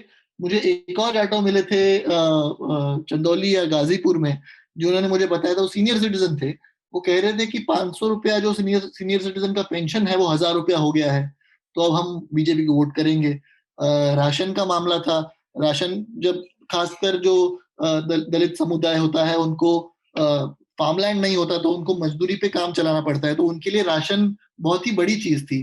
तो वो वोट बीजेपी की तरफ जाते हुए दिखा। मेरे ख्याल से वोट मिलना ना मिलना तो बाद की बात होती है, लेकिन कहीं ग्राउंड पे मुझे प्रयास भी नहीं दिखा मायावती की ओर से। और ये अब उन्होंने क्यों किया वही बता सकती है। उसमें we can't say anything without any concrete proof, लेकिन ग्राउंड पे मुझे उनका प्रयास भी नहीं दिखा, ये मैं जरूर कह सकता हूँ। एक बात, मेघनाथ आप अपनी बात रखें और फिर मायावती का जो ये और बसपा का जो ये गिरावट है, इस पर आनंद से आखिरी प्रतिक्रिया लेंगे। जी, मेरा बस एक छोटा सा ही ऑब्जर्वेशन था कि कल मैं नरेंद्र मोदी का स्पीच देख रहा था, जो विक्ट्री स्पीच जो था, जो दिल्ली से दिया था उन्होंने, लंबा एक घंटे का स्पीच था। उन्होंने ऑलरेडी एक चीज तो माननी पड़ेगी बीजेपी की कि कैंपेन खत्म हो गया, रिजल्ट आ गया, वो फिर से कैंपेनिंग मोड में लग जाते इमीडिएटली। और ये I mean it's a very credible and very मतलब एक प्रेजवर्दी थिंग कि कभी रुकते नहीं है। ये इनकी इलेक्शन मशीनरी हमेशा चलते रहती है, और इन्होंने ऑलरेडी 2024 की कैंपेन शुरू कर दी। ये स्पीच जो दिया मोदी ने, तो वो उसकी वजह से उन्होंने कहा कि 2022 एक सेमीफाइनल था और 2024 फाइनल होगा, और देश ने ऑलरेडी मन बना लिया है कि बीजेपी को वापस लाना है, एक्सेट्रा। तो ये एक आई थिंक एक नैरेटिव अब बनाने की कोशिश करे। एक्चुअली ये नैरेटिव भी थोड़ा सा फैक्चुअली गलत है, क्योंकि 2012 में जब समाजवादी पार्टी सरकार में थी, उसके बाद 2014 में बीजेपी आई थी, और 2007 में जब बीएसपी सरकार में थी, तब 2000 मतलब उसके बाद के इलेक्शंस में कांग्रेस आई थी। तो ये एक नैरेटिव थोड़ा सा बिजार है, क्योंकि एक ही बार हुआ है 2019 में, जब बीजेपी उत्तर प्रदेश में जीत के वहीं पे भी आई थी। लेकिन ये इसमें कोई दो राय नहीं है कि उत्तर प्रदेश का नेशनल पॉलिटिक्स पर एक बहुत बड़ा इम्पैक्ट होता है, जस्ट शेयर सीट नंबर्स को लेके। तो ये जो नैरेटिव बनाया जा रहा है कि 2024 में एक रिजल्ट एक तरीके से अब डिसाइड हो गया है, मुझे लगता है वो सही नहीं है, गलत है। और मुझे लगता है कि हमको अभी फ्यूचर में दो सालों में जब इलेक्शंस की तरफ रीजनल पार्टीज का राइज जरूर दिखाई देगा। बीच में और भी स्टेट्स के इलेक्शंस आने वाले हैं, गुजरात के, कर्नाटका के और नॉर्थ ईस्ट स्टेट्स के भी है। उसमें भी मुझे लगता है रीजनल पार्टीज का एक थोड़ा सा राइज शायद दिखाई देगा। और एक तरीके से मुझे लगता है बीजेपी अब सेंट्रल लेवल पे एक डिफॉल्ट पार्टी बन गई है, जैसे कांग्रेस कभी हुआ करती थी। लेकिन रीजनल पार्टीज अभी भी अपने स्टेट्स पर दबदबा बनाने की कोशिश करेंगे और मुझे लगता है कुछ हद तक सक्सीड भी करेंगे। एक बात आनंद, मायावती बसपा के नजरिए से उत्तर प्रदेश के चुनाव के नतीजों को आप कैसे देखते हैं? पार्थ जी ने बताया कि उनके मोबिलाइजेशन में भी कमी थी और वो सब तो दिख रहा था, जो भी हम लोग देख पा रहे थे, जो भी सीमित चीजें हम लोग देख पा रहे थे। मायावती जो है, मेरे ख्याल से जो दलित राजनीति संक्रमण से गुजर रही है कई हिंदी पट्टी राज्यों में, खासकर उत्तर प्रदेश और बिहार में, उस पे क्या रुख होना चाहिए उनका, उसमें स्पष्टता नहीं है। दूसरा बात जो है, जो ज्यादा इंट्रीगिंग बात पार्थ ने कही कि मतलब उसकी ओर संकेत दिया कि क्या ये एक जानबूझ के उठाया हुआ कदम था कि एक जो है अनडिक्लेयर्ड पॉलिटिकल पैक्ट भी हो सकता है भाजपा से, ये भी हो सकता है, जिसका स्पष्ट है कि कोई प्रमाण नहीं है, ये एक स्पेकुलेशन के स्तर पर ही है। तो इससे उनको लाभ क्या है, हानि क्या है? राजनीतिक तो हानि ही है, लेकिन व्यक्तिगत क्या लाभ है, इस पर भी कई लोग कई चीजें कह सकते हैं। लेकिन ये है कि इसको दूसरे चीज से भी जोड़ के देखा जा सकता है कि जो ये लाभार्थी राजनीति है, ये दलित समूहों के लिए आकर्षक बनी है।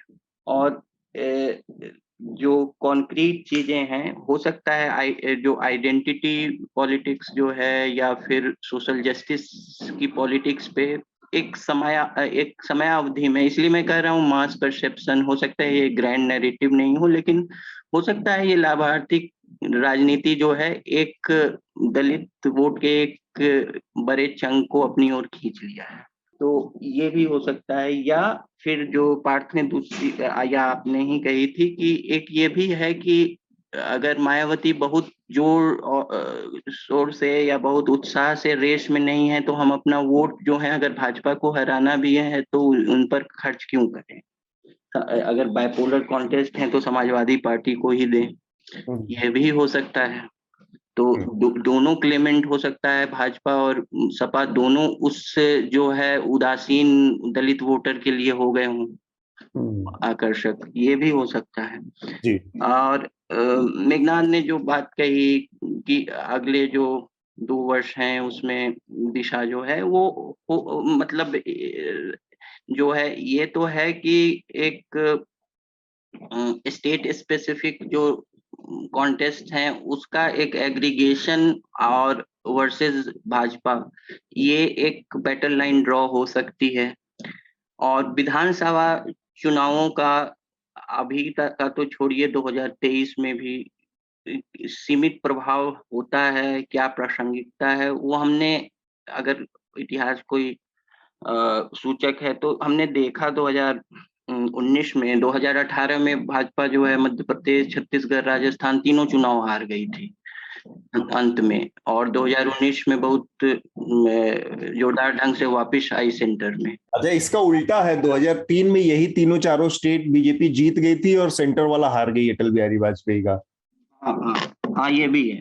तो मेरे ख्याल से मायावती और बहुजन समाज पार्टी के लिहाज से एक चीज कहना चाहूंगा कि वोटर के अंदर भी बहुत सारी चीजें कही नहीं जा सकती, साबित नहीं हो सकती है, उसका कोई प्रमाण नहीं होता है, लेकिन मैसेज चला जाता है। जैसे बहुत सारी सीटों पर जो आपने टिकट दिए थे बहुजन समाज पार्टी ने, उससे ये संदेश देने में, बाकी खासकर समाजवादी पार्टी और जो उनके अपोनेंट थे, वो ये संदेश फैलाने में सफल रहे कि मायावती दरअसल सपा के खिलाफ काम कर रही हैं या भाजपा के फेवर में काम कर रही हैं। उन्होंने उन जगहों पर मुस्लिम उम्मीदवारों को उतारा जहां पर मुस्लिम मतदाता उतरे, वोट कैंडिडेट था सपा का, या दलित वोट उम्मीदवार को उतारा जहां पर दलित चैलेंज दे रहा था, या इस तरह के इक्वेशन के हिसाब से उन्होंने, जिसका फायदा अल्टीमेटली भारतीय जनता पार्टी को। तो ये मैसेज आज की तारीख में जब हम सूचना के बहुत ही प्रवाह वाले बहुत दौर में जी रहे हैं, तब इस तरह की मैसेजिंग जो होती है और इस तरह की बारीक जो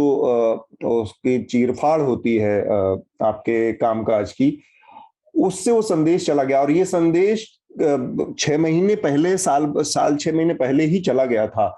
और उनके और भी तमाम गतिविधियों से ये बात साबित होती है। मसलन जब हाथरस की घटना हुई और दलितों की सबसे बड़ी नेता और उत्तर प्रदेश की 4 बार की मुख्यमंत्री, उनका बयान आने में बहुत टाइम लग गया। जब पूरे प्रदेश में, मीडिया में, हर जगह वो उतना बड़ा मुद्दा था दलित लड़की, या उन्नाव में जो मसला हुआ, तो ये जो मसले थे वहां पर उनकी अनुपस्थिति साफ साफ दिख रही थी। और उसके पीछे वजह चाहे जो भी रही हो, उनके अपने कंपल्सन हो, कुछ उनकी अपनी कुछ मजबूरियां हो अंदरूनी मायावती की, जो भी हो, ओवरऑल ये पूरी जो दलित पॉलिटिक्स है या उत्तर प्रदेश में या सोशल जस्टिस की पॉलिटिक्स है, उसके लिए बहुत ही निराशाजनक और बहुत ही निचले स्तर पर चली गई है। उसकी उम्मीदें उसकी हो, और जिस तरह से भारतीय जनता पार्टी की ताकत का, वर्चस्व का ये दौर है, उसमें दलित पॉलिटिक्स, ओबीसी पॉलिटिक्स के लिए अभी भी एक होप है, क्योंकि इस नतीजे में अखिलेश यादव को भी एक बड़ी बढ़त दिखी है। उनके वोट परसेंट में 10% और उनके अलायंस को देखा जाए तो 15% के 14% के आसपास की बढ़ोतरी हुई है। तो उसमें वो अपने लिए एक सांत्वना देख सकते हैं। लेकिन दलित पॉलिटिक्स के लिहाज से उसकी पूरी निर्भरता अब उस राष्ट्रीय दल पर है, भारतीय जनता पार्टी पर, जिसको कि स्वाभाविक रूप से संवर्णवादी या ब्राह्मणवादी उस विचार की पार्टी माना जाता है, जो दलित पॉलिटिक्स या दलित विचारों के या उनके जो एस्पिरेशंस हैं या उनकी जो समस्याएं हैं उसके खिलाफ मानी जाती है। उसके टोकनिज्म पर निर्भर रहना पड़ेगा। और कांग्रेस पार्टी के लिहाज से अगर कोई आखिरी टिप्पणी आनंद और मेघनाद और पार्थ देना चाहें तो दें, इसके बाद हम चर्चा को रोककर और रिकमेंडेशन की प्रक्रिया में जाएंगे। नहीं, एक्चुअली कांग्रेस पे तो हो गया, क्या ही बोले उनको। उनके बारे में जितना कम कहे उतना अच्छा है। मुझे वही लगता है कि यार कांग्रेस अब क्या ही करेंगे। मतलब मैं भी कभी कभी कंफ्यूजन में पड़ जाता हूँ कि इतना सब होने के बाद 2014, 2017, 2019, अब 2022 होने के बाद भी मतलब जो लेसन सीखने चाहिए वो सीखे नहीं। एक ही मुझे लगता है क्रॉनिक प्रॉब्लम है कांग्रेस की, कि उनको ऑपोजिशन में रहने की कभी आदत नहीं रही है, और बीजेपी को हमेशा ऑपोजिशन में रहने की आदत रही है। तो वो अभी भी ऑपोजिशन की तरह ही बिहेव कर रही है, और इसकी वजह से बहुत मेहनत करते, बहुत रेटोरिक और बहुत नैरेटिव एकदम जबरदस्त फैलाते ताकि उनका ही कंट्रोल रहे, एक माइंड कंट्रोल रहे। कांग्रेस एक कोई विजन ही नहीं प्रेजेंट कर पा रही है कि अगर बीजेपी नहीं होगी तो आपका ऑल्टरनेटिव इंडिया कैसे दिखेगा। ये सब अपनी पुरानी बातें जो नेहरू का इंडिया और ये वो, अब उनको भी मानना चाहिए कि वो किसी और दौर की बातें थी, अब वो रेलेवेंट नहीं रही है, और अभी आपको एक ऑल्टरनेटिव मॉडल प्रेजेंट करना पड़ेगा, जो कि आम आदमी पार्टी जैसे पार्टीज कर पा रही है, टीएमसी भी कर पा रही है, रीजनल पार्टीज कर पा रही है, ये नैरेटिव्स क्रिएट कर पा रही है, जो कि बीजेपी को एक बहुत जबरदस्त टक्कर दे रही है। लेकिन as a national party Congress नहीं कर पा रही है। नहीं, मैं बस यही मुझे अभी दिमाग में आया कि सेकेंड हाफ ऑफ 2022 हमारे पास गुजरात इलेक्शन भी है। हाँ बिल्कुल। बहुत सारे साल, 22 या कितने 25 साल से कांग्रेस ऑपोजिशन में रही है। इनफैक्ट 2017 इलेक्शन में जब मैं वहां पे था, 3-4 हफ्ते वहां पे मैंने गुजारे थे, और कांग्रेस का ग्राउंड पे मुझे परफॉर्मेंस ठीक लगा था, और and it reflected in the results as well. हाँ, पहली बार डबल डिजिट में चली गई बीजेपी। उनको पहली बार ऑलमोस्ट दे टच्ड 100, और फिर वो कम हुआ था थोड़ा।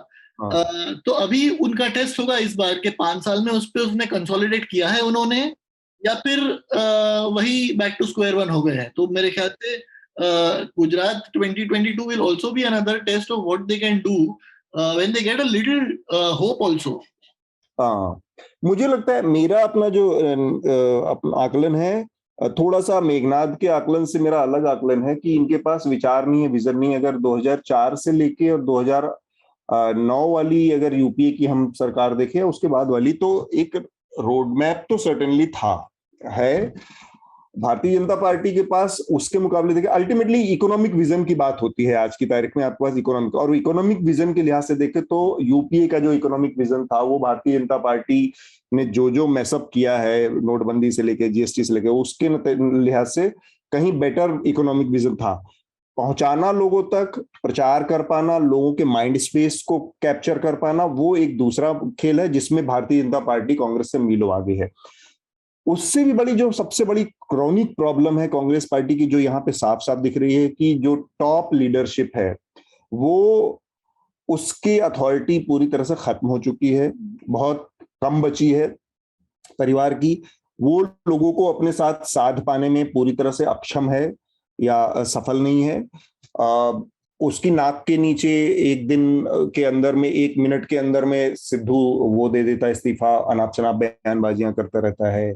या पार्थ ने इशारा किया कि प्लान बी उसके पास था नहीं, लीडरशिप प्लान ए पहले इन्होंने लागू कर दिया। इस तरह की बहुत बेसिक, तो जो टॉप लीडरशिप है वो अक्षम है एक लिहाज से देखा जाए, और उसकी वजह से भारतीय जनता पार्टी की कंपैरिजन में देखें तो जो बात ऊपर से आई, नरेंद्र मोदी ने कही और या अमित शाह ने कही है, वो अंतिम बात है, वो उसको इम्प्लीमेंट करना सबकी मजबूरी है और उस पर फिर कोई तीन बात नहीं। वो चीज, वो अथॉरिटी पूरी तरह से खत्म है। तो यूपी में भी आकर वही दिक्कत है, पूरी पार्टी या उसमें प्रियंका गांधी ने एक प्रयास जरूर किया है, लेकिन उसको चूंकि 30 साल में पूरी पार्टी खत्म हुई है, 30 लंबा अरसा लगा है पूरा संगठन को खत्म होने में, तो उसको बनने में भी उतना ही समय लगेगा और बनने में तो ज्यादा समय कई बार लगता है चीजों पे। तो ये है कांग्रेस के नजरिए से प्रियंका गांधी के जैसे प्रयास में एक तो है कि वो फ्रंटल लीडरशिप लेने को अभी भी तैयार नहीं है, और नहीं तो इस चुनाव में एक कॉन्टेस्ट ही कर लेती कहीं से, एक चेहरा भी मिल सकता है, एक विकल्प के तौर पे भी आ सकता है। हाँ, तो मेरे ख्याल से कि वो रिस्क लेने को जो है, जो एक पराजय का रिस्क लेने को, पर्सनल डिफीट का अभी भी तैयार नहीं है। दूसरी बात है कि चूंकि अलग अलग सोशल ग्रुप्स के अलग अलग क्लेमेंट बन गए हैं उत्तर प्रदेश राजनीति में, तो उन्होंने एक महिला को इस बार बनाया था, तो उसमें उनके पास समस्या ये थी कि जो महिला वो मॉडल रेप्लिकेट करना चाह रही थी, वो नीतीश कुमार बिहार का महिला वोटर का, या ममता बनर्जी के टीएमसी को भी बहुत महिला वोटर सपोर्ट है, तो उनके पास सत्ता तो नहीं है वो बेनिफिशियरी पॉलिटिक्स करने की। वो एक ट्रैक रिकॉर्ड पे जहां जहां महिला वोटर गई है वो इनकम्बेंट गवर्नमेंट के बेनिफिशियरी पे सरकारों ने डिलीवर किया है। हाँ, डिलीवर किया है, उनका अभी सिर्फ जो है आश्वासन रहेगा। हाँ, ठीक बात। तो हम मेरे ख्याल से काफी लंबी बातचीत हमने की है आज। अब हम रिकमेंडेशन के आखिरी चरण पर चलते हैं। सबसे पहले आनंद, मैं चाहूंगा कि आप ही हमारे श्रोताओं को अपना रिकमेंडेशन दें। हाँ, तो मैं ये चुनावी राजनीति और यूक्रेन के से हटकर एक रिकमेंडेशन दे रहा हूँ, लेकिन ये चूंकि हिंदी का मंच है इसलिए मेरे ख्याल से महत्वपूर्ण है कि हिंदी के एक लेखक विनोद शुक्ल ने अपने प्रकाशकों पर जो है शोषण का आरोप लगाया, आर्थिक शोषण और ठगाई का आरोप लगाया है। तो मैं रिकमेंड उनकी किताबें कर रहा हूँ, लेकिन इसमें जो विडंबना है वो भी आप उन्हीं प्रकाशकों पर पढ़ेंगे। तो मेरे ख्याल से कहीं पीडीएफ डाउनलोड हो जाए तो उनकी दो उपन्यास पढ़ सकते हैं आप, एक नौकर की कमीज और दीवार में एक खिड़की रहती थी। तो ये दोनों कालजयी जैसी रचनाएं हैं। विनोद कुमार शुक्ल हमारे समय के जीवित जो हिंदी के बड़े साहित्यकार हैं उनमें बहुत प्रतिष्ठित नाम है, और ये दोनों बहुत कालजयी रचनाएं हैं उनकी। तो दोनों ही बहुत महत्वपूर्ण किताबों को रिकमेंड किया मेघनाथ ने आज। आनंद जी ने मैं दो रिकमेंडेशन। आनंद, आपका हो गया? हाँ, मेरा हो गया। हाँ। अच्छा, हाँ मेघनाथ। हाँ, मेरे कुछ दो रिकमेंडेशंस है एक्चुअली। एक तो मैं एक वीडियो रेकमेंड करूंगा, यूट्यूब पर है, प्रिंसिपल्स बाय रे डेलियो करके एक चैनल है, उसमें principles for dealing with the changing world order नाम का एक वीडियो है, मैं वो जरूर रेकमेंड करूंगा। 43 मिनट्स का है। उसमें उन्होंने पिछले 500 साल में कैसे पावर शिफ्ट्स हुए हैं दुनिया में और किस वजह से हुए, इकोनॉमिक रीजंस मेनली, उसका एक बहुत ही अच्छा एक एनिमेटेड वीडियो बनाया है, वो जरूर देखिए।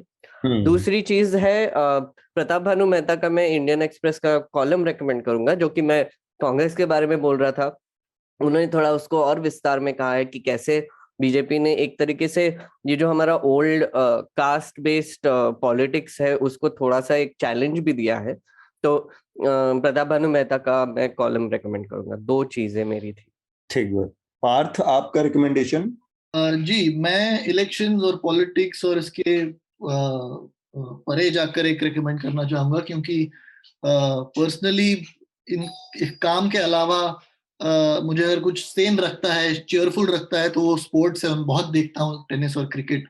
और अब शेन वॉर्न का दुखद निधन हुआ suddenly, and he was a childhood hero. तो मैं शेन नाम की एक डॉक्यूमेंट्री है, सीरीज है, डॉक्यू सीरीज है अमेज़न प्राइम पे, वो रेकमेंड करूंगा। अगर आप वो देखें तो आपको पता चलेगा कि उस जिस तरह का वो लेजेंड प्लेयर था। I mean, it was very emotional because I started watching it after his death, and it's one of the best things you'll watch. बहुत ही बढ़िया। और भी कुछ है आपका पार्थ? नहीं, बस इतना ही। मेरे 2 रिकमेंडेशन है। एक तो और एक मेघनाथ ने ऑलरेडी रिकमेंड कर दिया, वो प्रताप भानु मेहता ने आज इस पर एक क्विक ऑप-एड लिखा है जो नतीजे हैं उसके संदर्भ में, तो वो पढ़ें। दूसरा रिकमेंडेशन है, हमने इस दौरान पूरा इलेक्शन को 1.5 महीने लगातार फील्ड से कवर किया है, हमारे तमाम रिपोर्टर्स ने, एडिटर्स ने भी। तो वो रिपोर्ट्स में बहुत सारी चीजें हैं, वीडियो पर अवेलेबल हैं, टेक्स्ट में अवेलेबल हैं। उनमें आप जा सकते हैं प्लेलिस्ट पे, हमारी जो अनदर इलेक्शन शो करके है यूट्यूब पर, वो रिकमेंड करूंगा। और तीसरा शेन वॉर्न, क्योंकि एक क्रिकेट मेरे ख्याल से इस देश में बहुत सारे ज्यादातर लोग क्रिकेट के प्रेमी हैं, तो मैं ये नहीं कहूंगा कि मैं क्रिकेट का किसी से ज्यादा या कम हूं, पर क्रिकेट वो खेल है जिसको मैंने बहुत करीब से और वो देखा, फॉलो किया एक टाइम पे, और खुद भी खेलता रहा। शेन वॉर्न उस टाइम के खिलाड़ी थे जब सचिन तेंदुलकर और शेन वॉर्न की रिवलरी पूरी दुनिया में मशहूर थी, और दोनों अपने अपने विधा के, एक बॉलिंग के एक बैटिंग के मास्टर हुआ करते थे। और उसको उस सीरीज को मुझे 98 की वो ऑस्ट्रेलिया इंडिया की सीरीज याद है, जब मेरे ख्याल से उतनी हाइप्ड शायद फुटबॉल के गेम यूरोप में हुए होंगे, सब कॉन्टिनेंट में उतना हाइप तो बहुत कम खेलों को मिला होगा। तो शेन वॉर्न के लिहाज से एक शेन वॉर्न की बायोग्राफी पर एक आनंद का लेख है, अंग्रेजी में भी उपलब्ध है, हमने उसको हिंदी में भी करवाया, वो रिकमेंड करूंगा। तीसरा रिकमेंडेशन जो वो न्यूज लॉन्ड्री पर उपलब्ध है। इसके साथ ही हम अपनी आज की जो चर्चा है, हमारे आज कोई लेटर नहीं थे तो हमने कोई लेटर नहीं पढ़ा है। कुछ और मेघनाथ, आपको कोई अपील या कोई और जानकारी श्रोताओं से साझा करनी हो, वरना फिर हम आज की चर्चा को यहाँ पर रोकेंगे। एक जस्ट थैंक यू कहना चाहूंगा हमारे श्रोताओं को, और जो भी हमारे एनएल सेना सब्सक्राइबर्स है उनको भी। हमारा जो एक प्रोजेक्ट था असेंबली इलेक्शंस का, वो हमने टॉप अप कर दिया, और ये हमारे लिए एक बहुत बड़ी एनकरेजमेंट भी है कि हम इसी तरह का इलेक्शन कवरेज करते रहे। एक और माफी भी मांगना चाहेंगे कि हम मणिपुर को इतने अच्छे से कवर नहीं कर पाए। हमारे एक्चुअली एक कोलैबोरेशन था, वो थोड़ा सा उसमें प्रॉब्लम हो गया, लेकिन अगली बार हम नॉर्थ ईस्ट को थोड़ा सा और इम्पोर्टेंस देने की भी कोशिश करेंगे, और वहां पे जाके आई थिंक एडिटर्स और रिपोर्टर्स जाके खुद भी रिपोर्टिंग करने की आगे कोशिश करेंगे। तो आपका सहयोग बना रहे, और बहुत बहुत शुक्रिया, और हमारे रिपोर्ट जरूर देखते रहिए। थैंक यू आनंद, पार्थ, मेघनाथ। और हाँ, हमारे साथ मोहम्मद गजाली भी थे, लेकिन मोहम्मद गजाली को इमरजेंसी में छोड़ना पड़ा बीच में, उनका कोई रिपोर्ट थी या कोई खबर थी जिसके लिए उन्हें जाना पड़ा, तो उनका रिकमेंडेशन हम इसमें नहीं दे पाए। और तमाम हमारे जो कंट्रीब्यूटर हैं जिन्होंने एनएल सेना प्रोजेक्ट को समर्थन दिया, हमारे तो तमाम सब्सक्राइबर, सबको बहुत बहुत धन्यवाद। आप सबका बहुत बहुत शुक्रिया। धन्यवाद। Thank you Atul, thank you. News laundry के सभी पॉडकास्ट टिचर, आईट्यूज और दूसरे पॉडकास्ट प्लेटफॉर्म पे उपलब्ध हैं। खबरों को विज्ञापन के दबाव से आजाद रखें, न्यूज लॉन्ड्री को सब्सक्राइब करें।